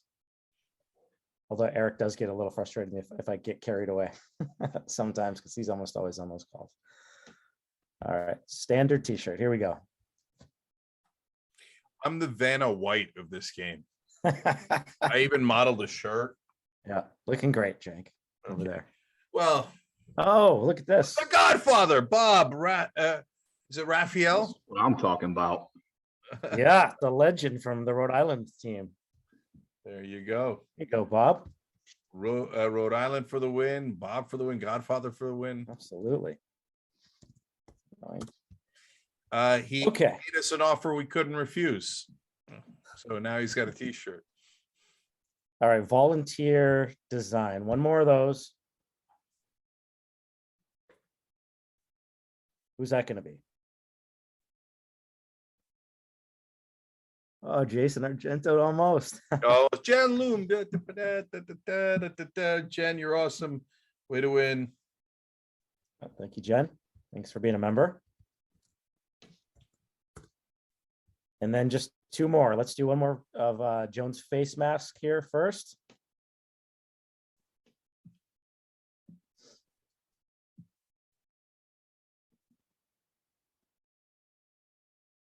Angela, nice. Angela Jerome. One of our best volunteers, actually. She's out there.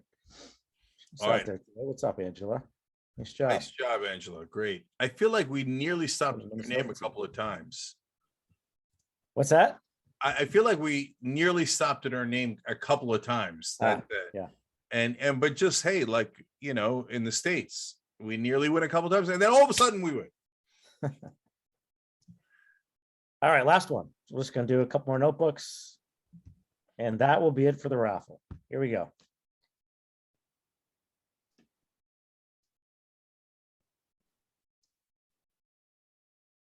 Who's the last winner? Just came in as a member tonight. Another new one. Look at that. Dion Peters Lowick. Dion, you're making me say your last name again. Okay. And just stuck in. One of the Yeah. last five, I think. So nicely done there. Yep. She just joined through wolf-pac.com/go. And Dion and Joyce are already like making money by joining Wolf-Pac. They come in, they become a member, they already win something. So yes, congrats to everybody. Yep. All right. So that's it. Now we can transition to the game. Steve G, you can take it from here. All right. So Mike, make co-hosts Joelle Kraft, Khadija or Kadia. I don't know how you pronounce your name. Fawad. Probably got them both wrong. And then Armando and Joan Londi. Okay. I think Josh has this list, correct?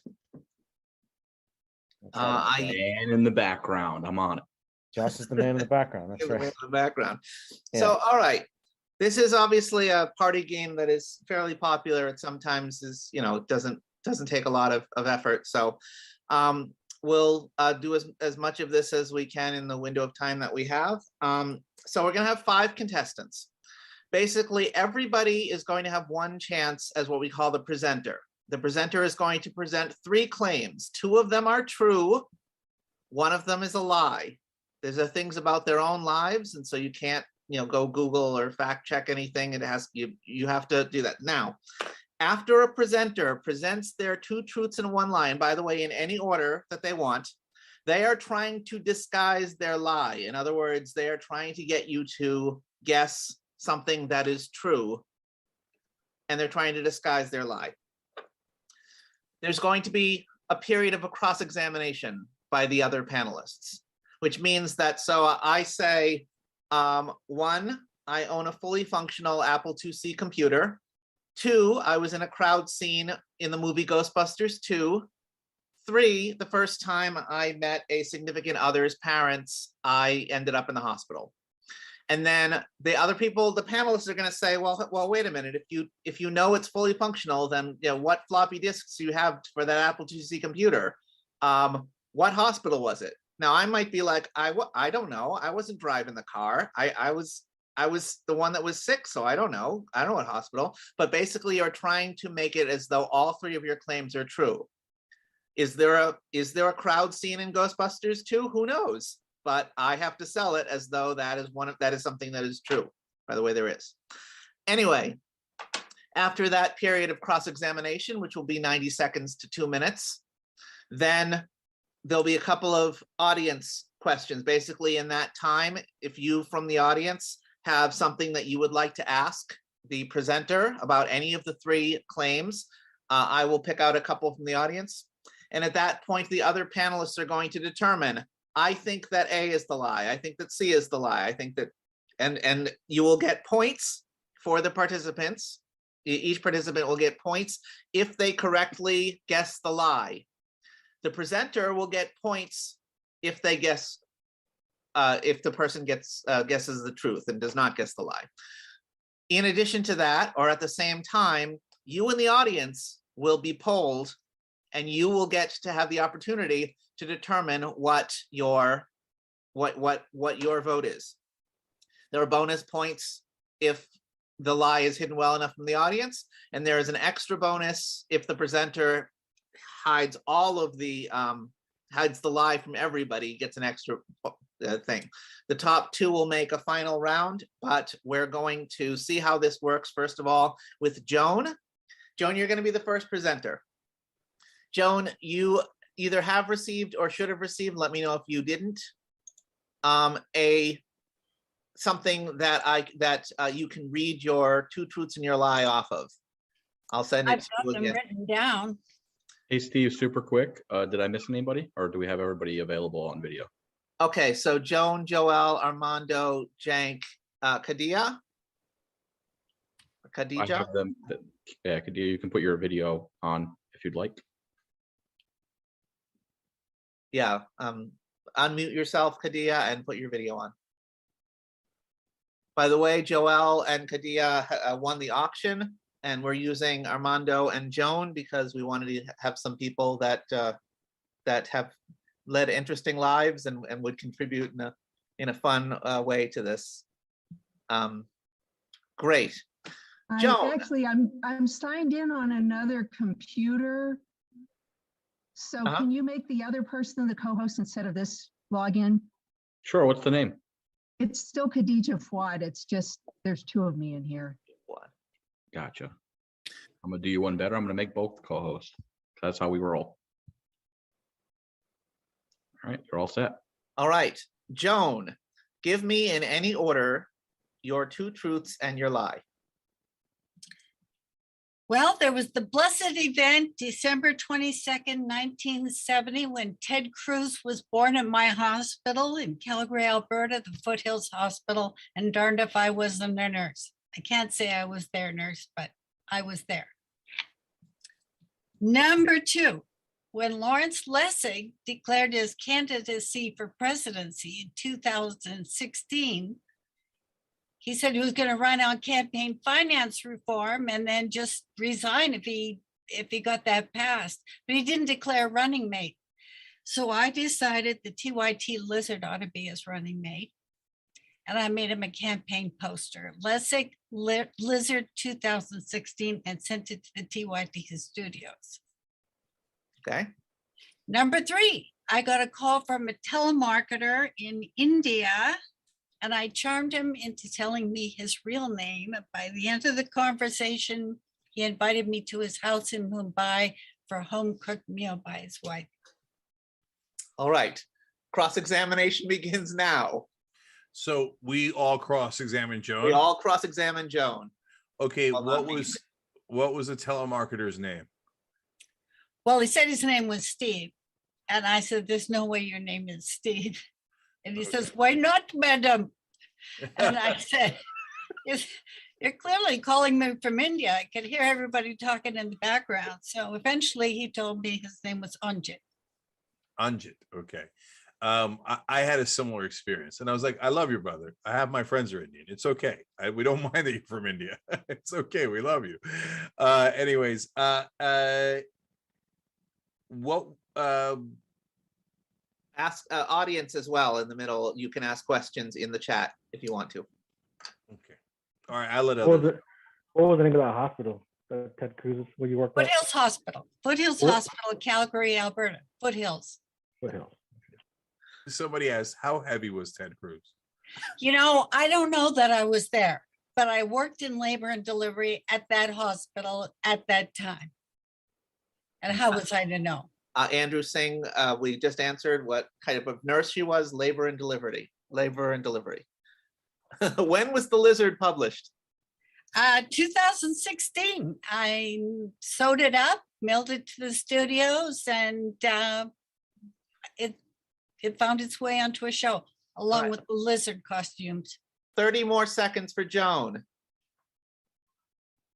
What was the telemarketer selling, Joan? What were they selling? He was selling a change from whatever I was on to AT&T for cell phone, telephone, all that stuff. Joelle, any questions for Joan? Okay. All right. Now, I am going to put out the poll, and while I do that, let me go to my thing.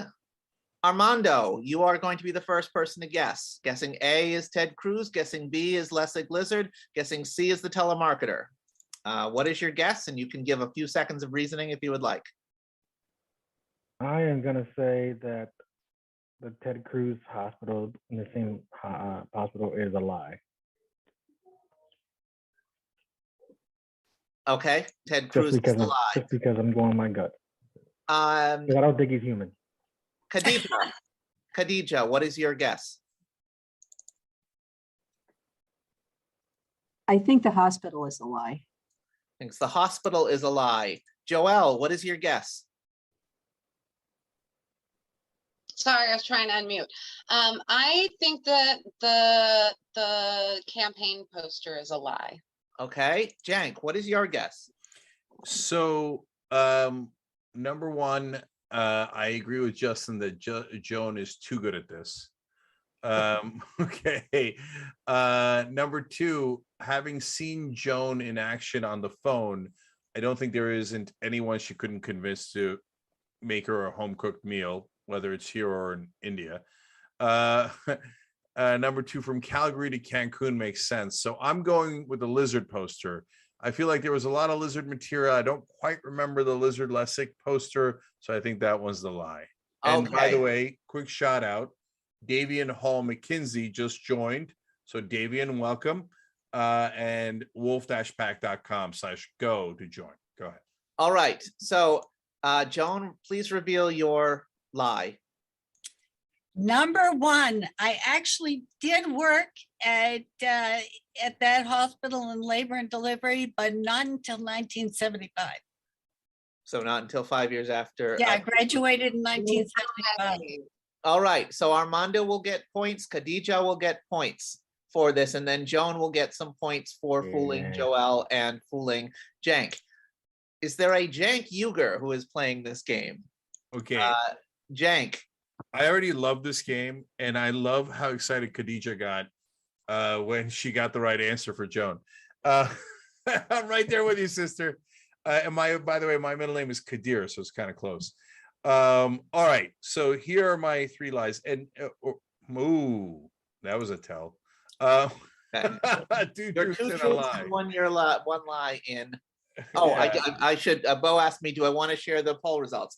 Yes. 28% correctly guessed the lie. So Joan does not get the extra bonus points, but it was split pretty evenly, but 28% guessed the lie. Thank you, Bo. Go, Cenk. All right. So I've got a lot of stories from a lot of years. It was hard to pick here, but all right. I had 3 different knives pulled on me in junior high and high school growing up in New Jersey. And 2 of them were on the football team. The quarterback pulled a knife on me in junior high. The cornerback pulled a knife on me in high school. And then a guy who was a local thug pulled a knife on me somewhere in the middle. I forget exactly. And then his friend tried to run me over with a motorcycle. No one ever got arrested. It was Jersey. Okay. So second one is one of the most famous directors in the country was on the show, not a big deal. And we talked about an idea that I had. And after the interview was over, he said, Cenk, could you please not talk about that idea anymore? It is too good. And it is the topic of my next movie. And I don't want everybody talking about it until it comes out. And that movie is about to come out. Okay. And the third story is I participated in my own circumcision, and a sheep was ritualistically slaughtered in front of me as celebration of the heretofore mentioned circumcision. So if you weren't uncomfortable enough already, we have just put it over the top here. Now, that is 3 stories. I got like 8 more of those, but I think that's good enough. All right. Cross-examination begins now. And you can put your things in the audience as well. Okay, but now you've got to tell us what the movie idea is that you're not allowed to tell. That's totally fair. Yeah, it's Don't Look Up. It's the Leonardo DiCaprio movie that's about to come out on Netflix. And the idea was, I said, if 99% of the world's scientists thought a meteor is going to hit the Earth, could you imagine if half the country was like, no, we don't believe you, and we don't care. We don't mind if we all die because we don't believe in scientists. And that's exactly what Don't Look Up is. All right. Anybody else have questions for Cenk? Who was participating as well in this ritual with your sheep? Well, so what happened was the circumcision was in Istanbul when I was 6 years old. And then we went to go to southeastern Turkey, where my parents are originally from. And that's where they said, oh, don't worry, everything's going to be all right. We've got this a sheep for you. And I was playing with him and I named him Ali. And I'm thinking, okay, playing is a loose term. He's over there, right? And you don't really play with a sheep. And they're like, okay, now Ali's here. And then they cut his throat.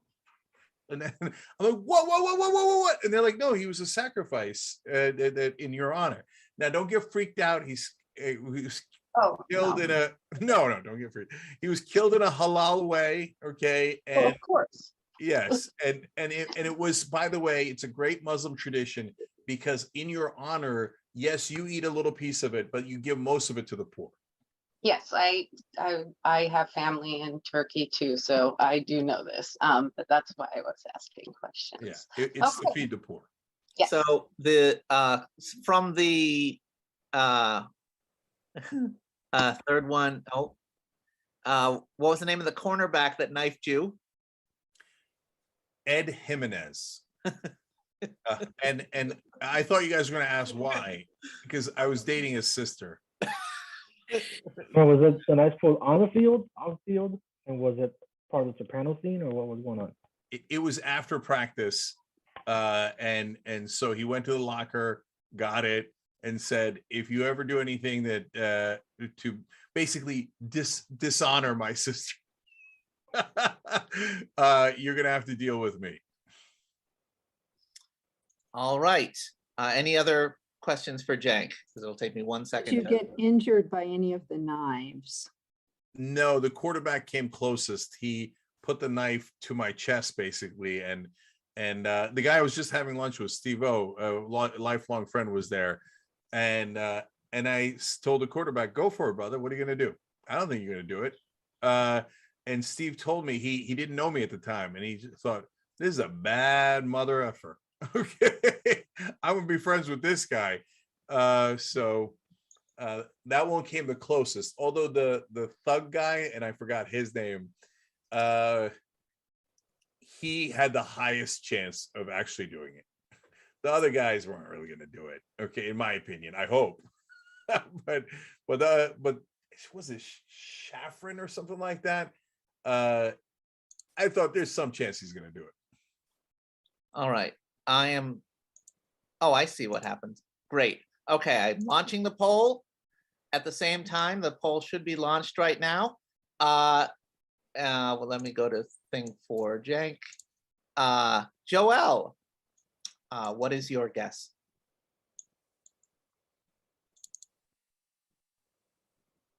I'm thinking that it's the circumcision, actually. I'm thinking that it didn't quite go the way that he's saying that it did. So I think that's the lie. Armando, what is your lie? I think it's the movie idea. I think he might have pitched an idea, but I don't think it's this one. And I think the director said, "You just stop. We can decide." Khadija, what is your thoughts? So, all right, I know the circumcision is true because I'm a TYT member and he talked about it. Right. But the fights, Little Mac McGee is making me doubt. I was gonna pick the second one, but he's saying no, he got into fist fights, not knife fights, and I can't remember what he said. Right. By the But way, I we think don't I'll know. go with my original guess, which was the movie topic, and I hope I'm not wrong. I probably Movie should have topic. said Little Mac McGee, but I just. By the way, he said he says a lot of things on TYT. We don't know if every detail of this story is true. Joan.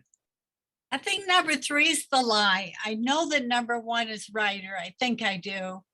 Number 2 is very plausible. Number 3, I know those things take place, but I just have a feeling he squeaked out. I have a feeling he squeaked out. All right, we're ending the poll. Cenk, what is your lie? So first of all, shout out to Pam Munholland, who just joined, wolf-pac.com/go to become a member. You see how much fun we have? You see this? Okay. So let me explain real quick. I'm surprised nobody asked, how did I participate in my circumcision? But yes, that one was true. I participated by giving myself the painkiller because that's what the doctor suggested. And I thought it was a terrible idea, but I did. And I gave myself the shot. He showed me how, of course. And Ali was real, and Ali was eaten that night. But again, it was mainly to help the poor. And the meteor idea is absolutely true. The director is Adam McKay, and he said, "Cenk, I can't believe you said that hypothetical. Please, as a favor, don't talk about it too much on the show, because I got Leo DiCaprio, I got all these amazing people, and I don't want people talking about it and thinking it's normal or boring by the time it comes out." So bless his heart. Adam's an awesome progressive, by the way. And so the 3 knives story is the one that's false, but only because Edwin threatened me with a knife, but didn't actually bring the knife. The other 2 had the knives. They did point them at me. One of them did put it up to my chest, but I was sure that Edwin had a knife, but he didn't actually brandish it as he was threatening me. Okay, so you fooled everybody, which means you get the bonus for the panel. You fooled all 4 of them. Although not the audience. The audience was actually super on this one, and 52% of the audience knew that it was A, but nobody in the poll. So, all right. Can I just say that, Sarah, I see you in the chat. Cenk had a girlfriend in high school, she asked. dated a person who won a Miss Universe pageant. But believe me, Lizette was my first girlfriend, and I was so thrilled that she said yes. You have no idea. So you're not that wrong. It was my first girlfriend ever. All right, Khadija, please present your 2 truths and your lie in any order. Okay. So my first political act at the age of 5 was to demonstrate against Joseph McCarthy's House Un-American Affairs Committee. I've been on 4 continents: North America, South America, Europe, and Asia. And I once studied the microbiology of tofu. All right. Age 5, McCarthy, HUAC committee. Second one. UAC is what we called it, but anyway. UAC. 4 continents: North America, South America, Europe, and Asia. And microbiology of tofu. Cross-examiner. All right, Khadija, what country in South America? Peru, and I have the swag here. It's an alpaca shawl. Man, you came prepared. Which country in Asia? So Asia, I visited a couple, but I got this from Jordan. It's hard to see. It's a little glass thingy. Right. I'm done. I mean, she's so prepared. Other questions? Other questions from Khadija? Mike Nader says she was on 5 continents, two times, not 3. Tofu story has to be true. Anybody have a question? Robert asked, why did you study microbiology of tofu? Well, it's kind of a long story. I was originally going to look at organisms that can degrade carbon monoxide, and I had trouble growing them. And so I needed another project, and my mentor said, you know, there's this tofu factory and you could go there and take some samples. So I switched to the tofu thing. All right. Any other questions before we move on? What was your purpose of, what were you looking to get out of in your microbiology with tofu? Where were you going with that? So I wanted to know where the organisms could get into the tofu during the manufacturing process, so we could get an idea for those manufacturers about how good their sell-by dates were. And so the short version is once they cook the soybeans to get the soy milk out, most of the bacteria die. So then anything that gets in was introduced after that. That's what I found. Justin says, what does a wolf want with tofu? All right, I am opening the poll. So for Khadija's thing, Joan, what is your guess? Number 1, I think she's too young. Okay. Cenk, what is your guess? Now all of a sudden, Joan got me questioning myself. Okay. I'm going to go with my gut. Even though she clearly knows microbiology and clearly studied something of that sort, she seemed more hesitant in those answers. So I'm going tofu's the lie. Armando. Yeah, I'm going to go with tofu because she must have studied something else, but just not tofu. Joelle. I was actually going tofu because she didn't give me any scientific terms, and that's kind of what I was trying to get, which if she had studied, she might give us a little something more. So I'm hoping that I might finally be right on one, but I'm just here to play. So. All right. Poll has ended. Khadija, what is your lie? So my lie is the number of continents I visited. My daughter went to Peru, and she gave me the shawl. I knew it. You were too prepared for it. I swear to God, I almost interrupted Steve to change my vote. greatest. Because as soon as misdirection. Joel said the continents, I was like, it had to be the continents. That's a layup on a lie. I She thought was too somebody would say she prepared. does protest too much when I had all No, this it swag, was but it was a misdirection that was worthy of everything. Like literally, she was like, "Yes, I have this. I have these two things right here. These two things, everybody." Yeah. Well and if played. you Google me, you'll find my paper on microbiology of tofu. Just saying. Oh, I can't wait. All right. You have Speaking no of idea. that, I am such a nerd that way. I will be reading it. Joelle, hit me with your two. That cannot be one of them, but hit me with your two truths and your lie. So I am allergic to coastal and inland grasses and trees and pollen and pretty much the entire planet. Okay. So my second thing is I got my child off of Craigslist. And the third thing is I have 13 pets. All right. So allergic to inland trees and other things. Got her child off of Craigslist. 13 pets. Cross-examiner. Are do you you mean? allergic to the tree behind Mando? Probably. Yo, yes, that will literally kill me. If you get me in a room with that by or alone, well, just trapped in a room, my lungs will start to close up and I won't be able to breathe. Unless it's fake. And then if it's fake, then I'm fine. It's fake. Oh, then I'm fine. What do you mean you got your child from Craigslist? So I actually went to Craigslist and was looking to do a trade, and I ended up being in contact with what ended up to be a kid in regards to doing the trade. I needed housework done, and because I was having some health issues. And so I went on Craigslist for the trade, and, this kid was like, hey, I'd love to, to help. And I don't really need a trade because I was like, I can teach any art, all this kind of stuff, public speaking, yada, yada. And they ended up not being an in-between home kind of kids. They were homeless, and I fell in love and I adopted them.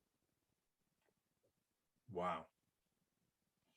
Okay. Have to do one thing. So she is allergic to pollen or trees? The whole thing. And what kind of trees? Coastal and inland. So basically every single tree that's on the planet, if it can grow. I can't be locked in a room or an area with it or touch it, because I'll get hives if I touch it. And if I'm locked in a room, my lungs will close up. Someone above says child is a pet. All right. We are going to open the poll. Can I ask one last question? How many different kinds of pets, Joel? So I have tarantulas, I have a couple of bearded dragons, there is 2 ball pythons, there's a cat there, and there's the one scorpion. Oh, I don't have the stink bugs anymore, which those are actually called assassin bugs, but so that's why I'm down to 13. So I'm going to write this as Joel's claims and save it, and then go here, find the thing, and open this poll. Great. All right. So let me go to my thing. Joan, I'm sorry. Khadija, you are first to guess. I guess the allergies. Gonna guess the allergies, which is number 1, which is A. Joan, what would you guess? I'm guessing number 3. I bet she has pets, but I don't think it's 13. Cenk. Yeah, first, Andrew Singh just joined up. So thank you, wolf-pac.com/go to become a member of Wolf-Pac. We not only fight for democracy, but we also have fun doing it. So I'm going with the 13 pets. I believed in the she could die from the trees, but then the pets would fight back. There's just a lot of things that make sense there. So I'm going. It's going to be a different number of pets. And Armando. I like what Eric said. He said, like she lives in a treehouse. I made me laugh. Sorry. I'm gonna say I don't think she has 13 pets. You're going to go pets as well. All right. I'm going to end the poll and then I'm going to share the results. Okay. Joel, what is your lie? Craigslist story is true. That's awesome. So technically I am allergic to the planet, which is horrible and lovely at the same time. And I technically do live with 13 pets, though none of them are mine. And actually there's about 56 pets in this house. And yes, I did get my kid off of Craigslist, and we're actually writing a book, and it's going to basically be called I Got My Kid Off of Craigslist. So it's a beautiful tale. But all right. Great. Okay. So wait, which one was the lie? the pets. I don't have any pets technically. So I just live in a house with people who have 56 pets. There's a habitat room. You yeah. Wow. They do habitat rescue. That's a lot of poop. So Before we tally up the scores, Armando, you are the last presenter. woohoo. Present your 2 truths and your lie. All right. Okay. So one is I grew up playing video games, and my dad finally got me a Nintendo when I was little. And the first game he got me was Street Fighter, and I haven't lost a Street Fighter match since the 90s. That's the number one. Okay. I used to go visit my grandma and my aunts and uncles in Mexico in the summertime, so I could avoid playing baseball because I hate baseball. And I got pulled over for driving under the age and drinking, and I bribed him with my cousin and and we got away. And then the third one is I went to Chicago for New Year's Eve, and we went to the Cheesecake Factory underneath the Hancock Tower, and I hung out with Vince Vaughn. I saw him, met him, and I got him drinks, and the whole restaurant got pretty crazy, and he kept telling me and everybody else that you're so money, you don't even know it. All right. First one is not lost a Street Fighter match since the 90s. Second one is bribed a Mexican cop after being caught underage driving. Third, Vince Vaughn told him Chicago New Year's Eve, he's so money he didn't even know it. Cross-examine this man. Okay. How much did you pay the cop? I only had about $40. When he asked me for my wallet, and I just gave him the wallet and he took it. And how did it? Well, like you just gave him your wallet and he just took the money out? Yeah, I was with my cousin, and he's like, "You guys got a license?" And I go, "No." And I give him the wallet. I said, "I don't have a license." And he opened the wallet and took the $40. He's like, "All right, that's it." DP Tater Tot says, how many times have you played the game since the 90s? I played not all the time, but I played whenever people want to challenge me, and I can't lose. Just too good at it. I know all the moves. Josh said, where did this bribe take place? Bribe? The Mexican cop bribe. It was Laredo, or like Mexico, like a border town. It's called Nuevo Laredo. It's like basically like El Paso and it's just a border town. Are you saying this border town is next to El Paso? No, it's in Laredo, Texas, and it's Nuevo Laredo. So it's across from Laredo, Texas. Yeah, it's just literally across the border. It's like it's a border trade town. And David Lieberwin says, what is your Street Fighter V main? Whatever that is. What is my what? What is your Street Fighter V main? I use I like Blanca. I like to use the Blanca, just because I know all the moves. But either mine, I just can't lose. I'm just too good with it. The Super Nintendo control, I know all the things. Yeah, Jeff seems to believe that Street Fighter was first released on the SNES, not the NES. Hashtag busted. Does anyone else have any questions for Yeah, I have one Armando? more. Vince Vaughn, what year was that? For what? For Vince Vaughn in the Chicago story. Yeah. Oh, 99. I was like, we were going because it was like 2000. It was a huge thing. The what you call the internet thing. I was the Y2K thing. All right, and then Andrew Singh says, what time did this interaction with the cop happen? What time of day? It was like the evening. It was like we were younger age. We were just goofing around. So it was probably like around 7 or 8, cruising. All right. You're muted, Joel. You're muted. Story of my life. When was the last time that you played Street Fighter? This summer we went to like a brewery and they have like the free games. They're having a tournament, and I was like, oh, I'll play it. And unstoppable. I won free pizza. So you won the tournament? Yeah, it was only like 5 people. It's a small thing. What brewery is that? It's in Iowa City, in Iowa, and it's called Back Pocket Brewery. You can Google it. All right. So I'm going to open the poll. All right. Let me go to my thing. Cenk, you are first up. Okay. What is this lie? First of all, I want to thank new American hero Alan Andrews, who just joined.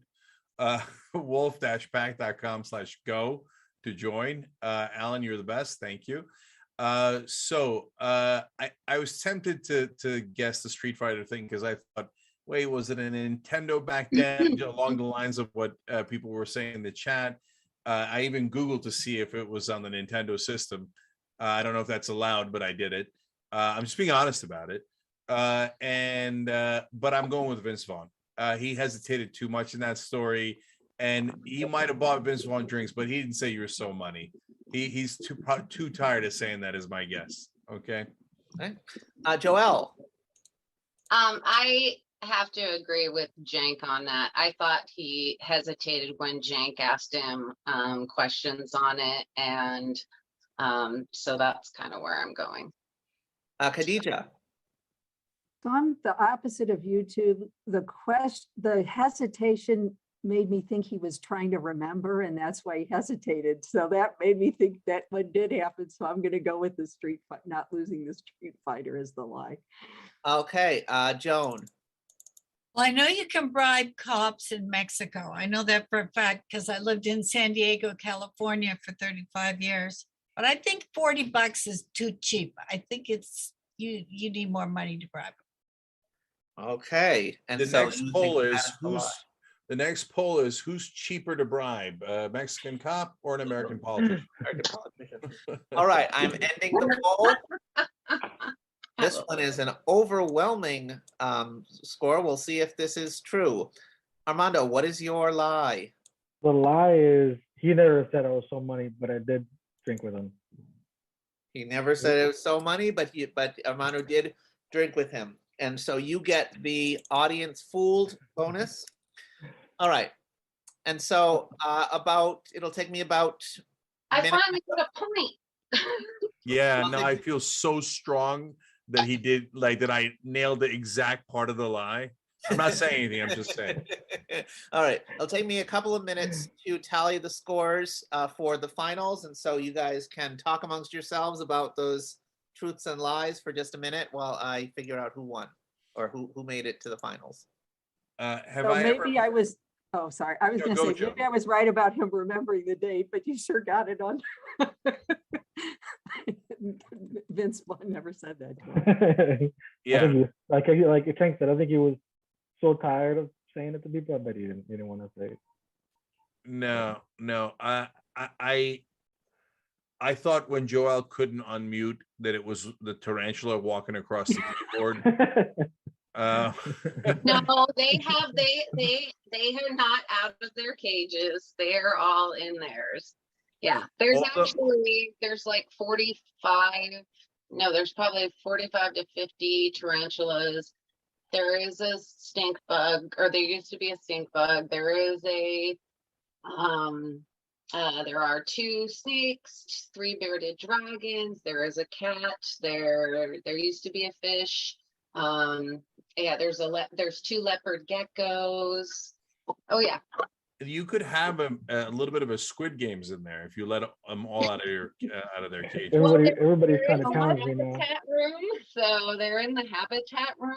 So they sometimes people are given tours. So let me tell you the HUAC story.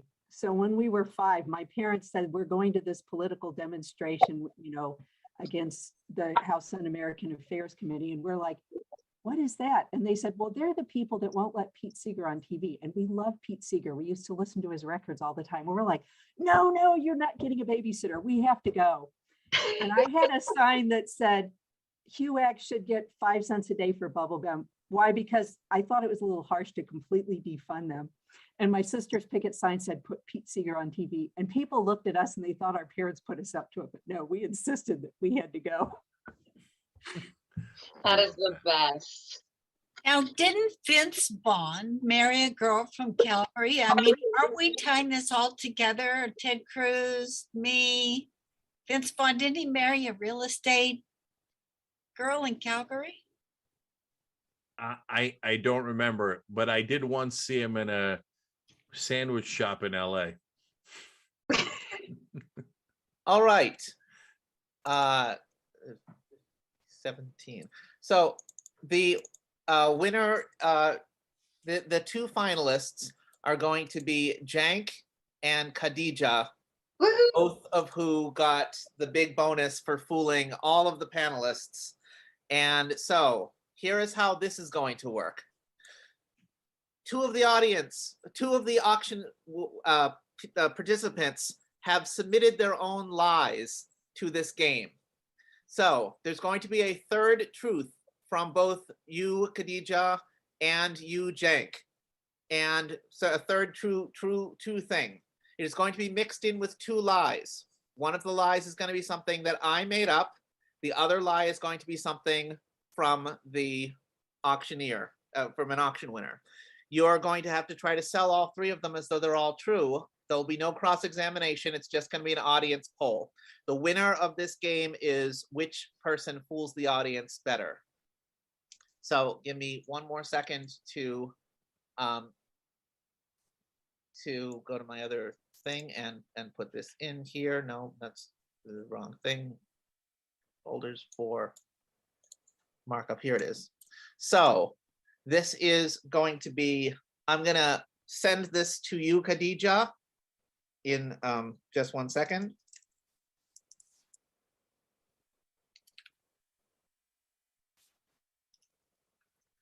Okay. I am sending this. I'm going to email it to you, Khadija. Oh, actually, do I have your email address? Can you give me your email address? Sent me an email earlier this evening.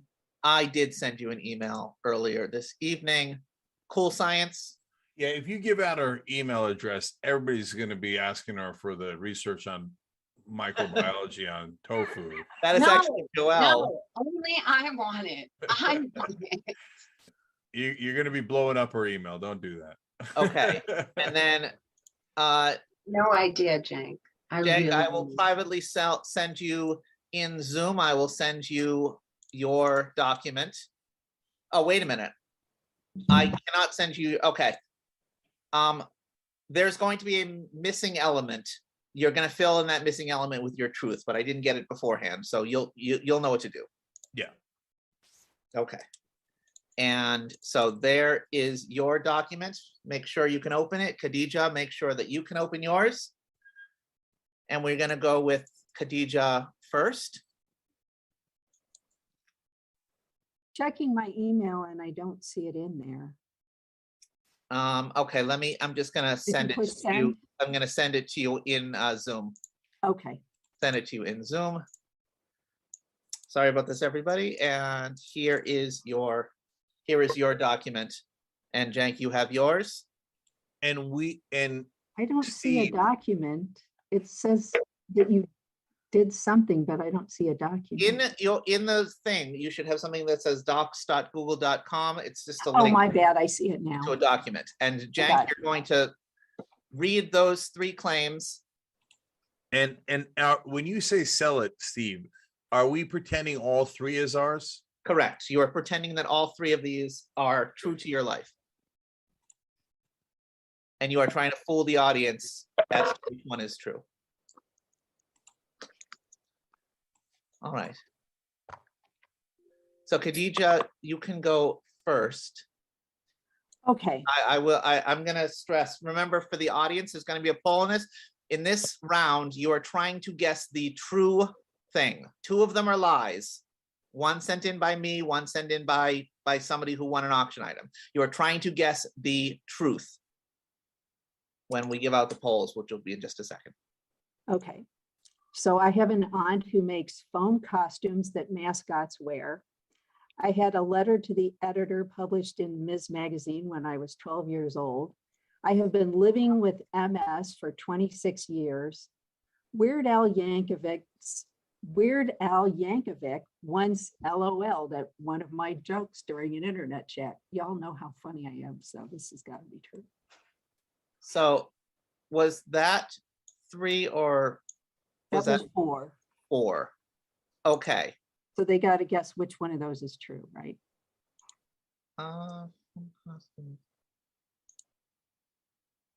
Yeah, I gave you. You gave me 3 and I had the 4th one, right? Did I say 2? Okay.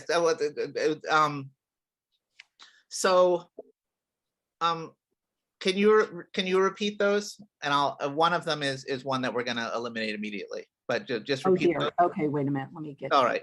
The list again. That I apologize for that. The document I gave you had 3. But now I don't know where I put the document. Phooey. And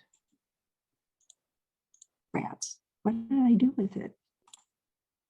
All right, let me. I'll send it to you again if you need it. Yes, please. I'm sorry. I'm an idiot. That's fine. So, all right, you're just reading the 3. You're just reading the 3 claims that are on this document. Right. Well, I'm reading those 3 and putting in mine, right? You are not putting in your own. Yours should already be in there. Remember how you had changed it.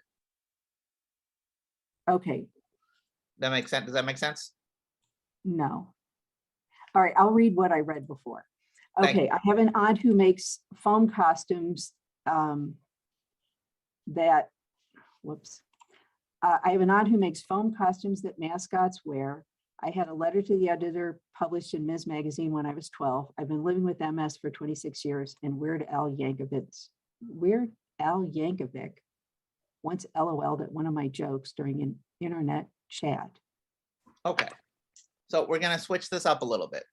We're going to do 3 of these things are not true. 1 of them is true. We're going to do a poll with all 4 of them because I don't know what happened, but we're going to do that, and we're going to determine which one of these 4 things is true. And so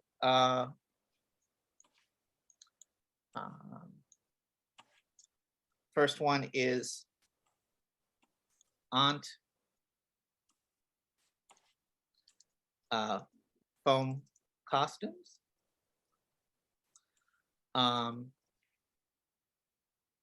One of them is Ms. Magazine letter to the editor at age 12. One of them is MS, multiple sclerosis, for 26 years. And one of them is Weird Al Yankovic.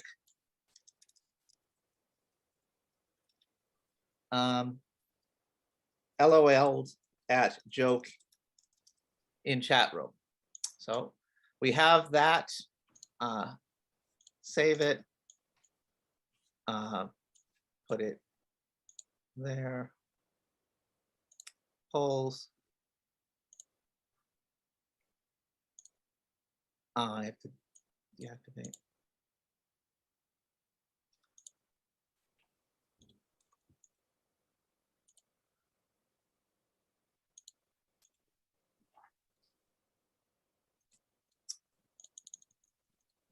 I don't know why it doesn't let me delete.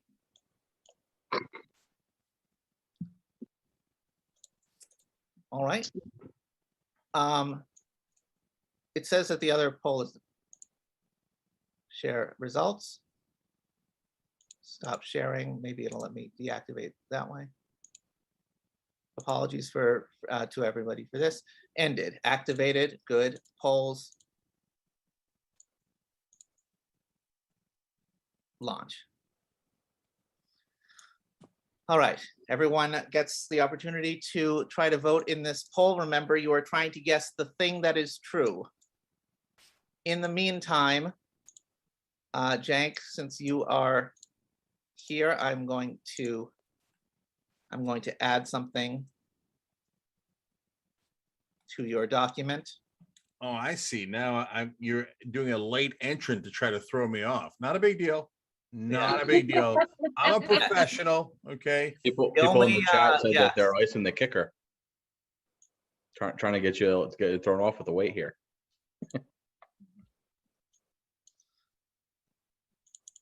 All right, I got it. All right, Okay. You guys ready? Yes, that is, so we're ending this poll in 5 seconds. Okay, we have ended this poll. I'm sharing the results. What is your truth, Khadija? You're muted.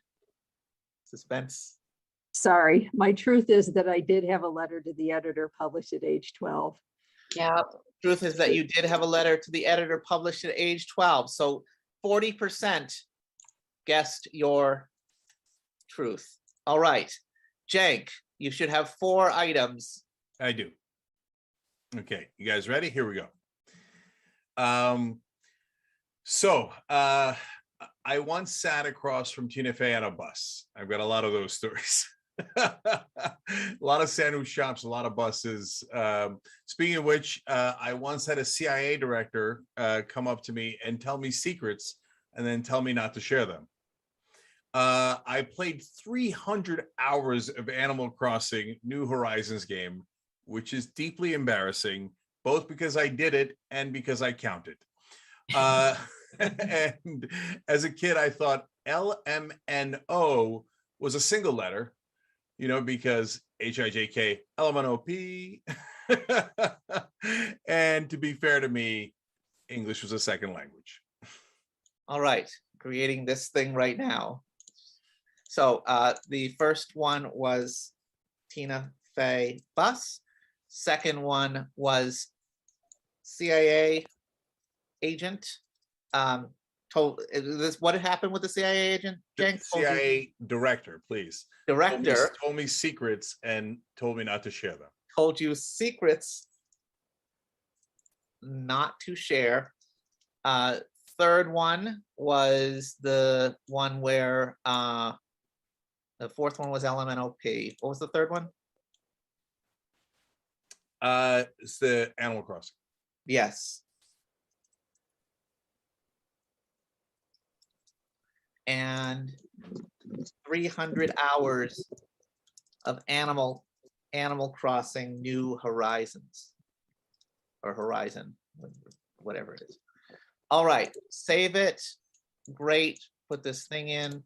Polls. Go to the bottom one. Launch.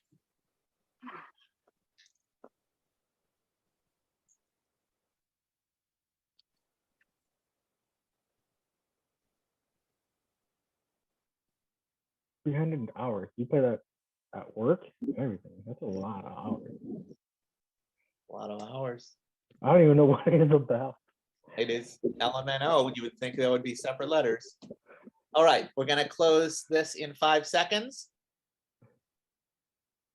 And poll has ended. Cenk, which one of these is the truth? You guys watch the show too much. It's not fair. And then you put it in the chat. Yeah, it's the CIA director is true. CIA director is true. This was a match for the ages because the winner is the lowest score from the audience. In other words, the people that were fooled. Cenk had 41% guess the CIA director. Khadija had 40% guess the Ms. Magazine. Khadija has won a narrow victory. I am shocked. You did a much better job of selling all your lies. I should have given some evidence for mine. All right. I thought the LMNO thing was pretty good. Come on. So yes. Final. That was mine. So final thing to do in this thing is we are going to determine. We're going to determine from the 5 panelists. We're not going to poll the audience. We're going to determine by some amount of consensus, or you don't have to. But who was the best liar of the 5 of you? Who was the worst liar of the 5 of you? And what was the weirdest truth and the most entertaining lie? So we'll spend about 3 minutes just going over some of these, and I can go back to some of people's claims if we would like to do that. So Joan, labor and delivery nurse. Ted Cruz, Lessig Lizard. Cruz was not true. The telemarketer. Armando, the Street Fighter video game. The Mexican cop. Vince Vaughn. Joel, Coastal Inland Trees, which was true. Kid off of Craigslist, which is true. 13 Pets, which was not true. Khadija, I lost yours. Where is that? Khadija, which ones were yours again? The truth and the lie. So I had. Oh no, here it is. For House Un-American Activities Committee, 4 continents, microbiology of tofu, and then Cenk, what were your 3? Because I don't have them written down. My 3 were the circumcision, the meteor idea for the movie, and the 3 knives. And the 3 knives. Which is the weirdest truth, ladies and gentlemen, among these truths, and which is the most entertaining lie?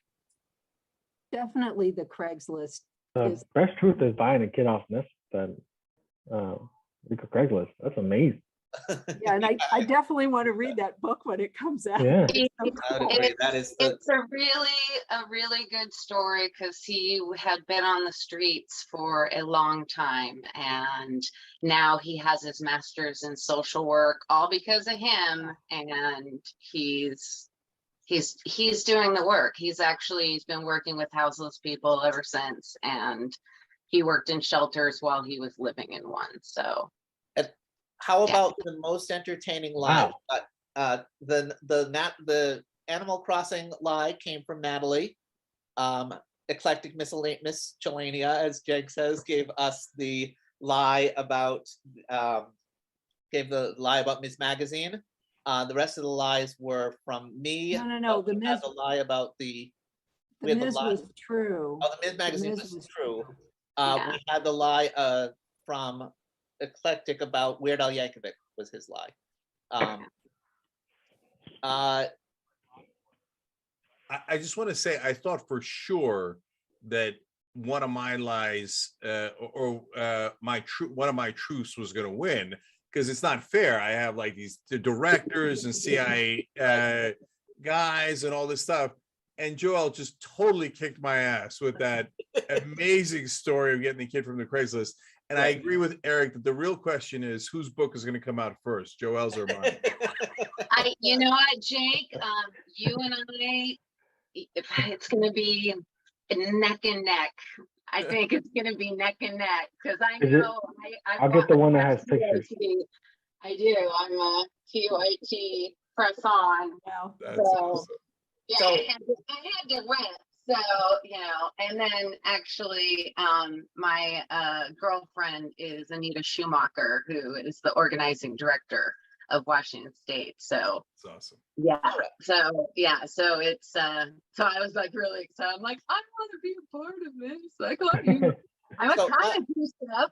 So last question in service of time. Who do we agree was the best, most skilled liar of the five of us, of you guys? I thought Kadir. Joan was great at lying. Joan and Kadir, because they're so innocent. looking. I think Joan wins that one. All right.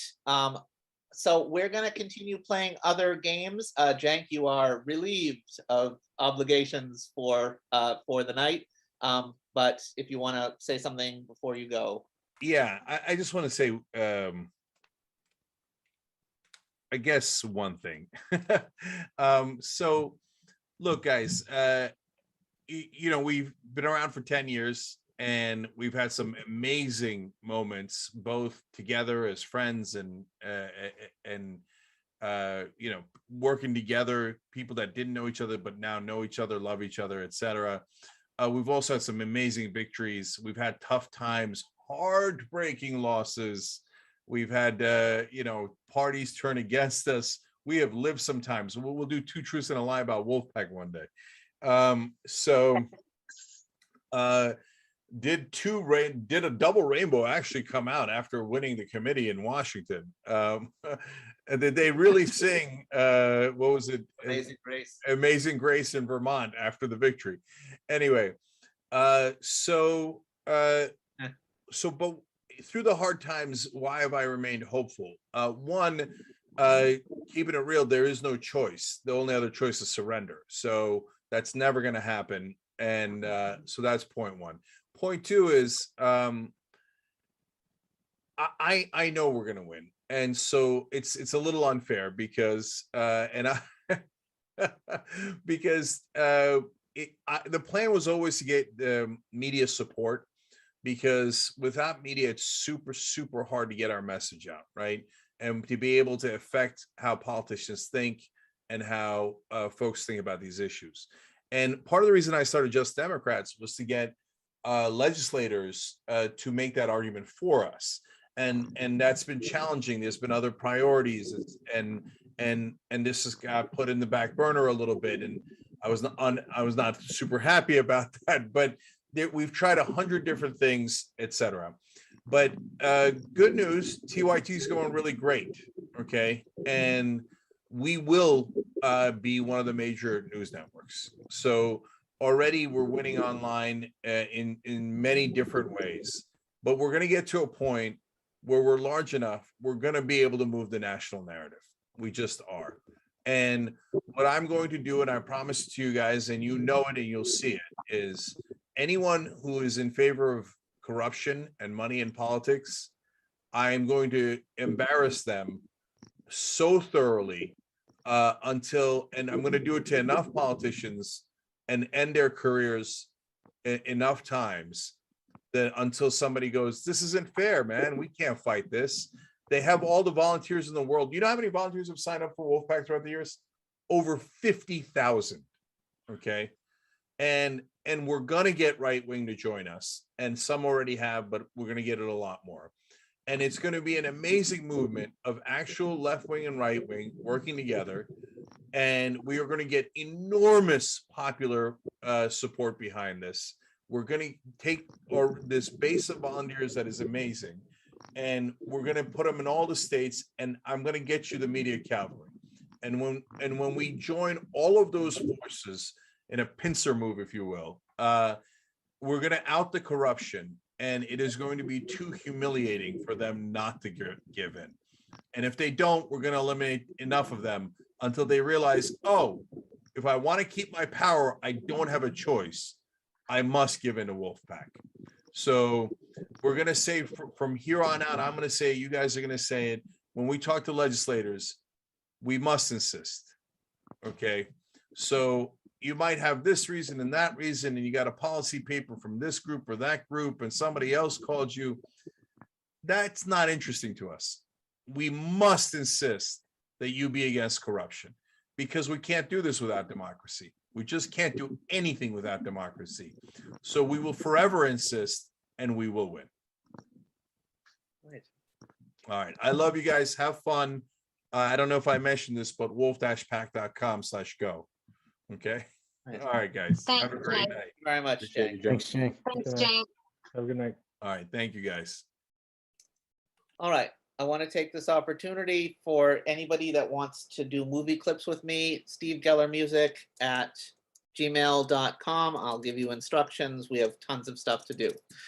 Also, Josh, man behind the thing, can you make Bo either a host or a co-host? He's already a co-host. Okay. While we are setting up for Bo to do this thing, I do a bunch of things here. I'm gonna play a couple of minutes of music of mine because one of the auction elements items is I do a song for you, and so Bo, while you are setting up, I will play a. Oh, Bo, what are we doing? Let's do the Jackbox game of the polls. All right, and so let me find this. Before you go, Steve, I have to say that you undersold your item. It's actually one of the hot tickets of the auction. It has multiple bids. Yeah, wonderful. Let's keep it going. So this is just a couple of minutes of various songs of mine. Bo, when you're ready, just when you're ready to do it. On the light of a nameless country, before me, I got a fever.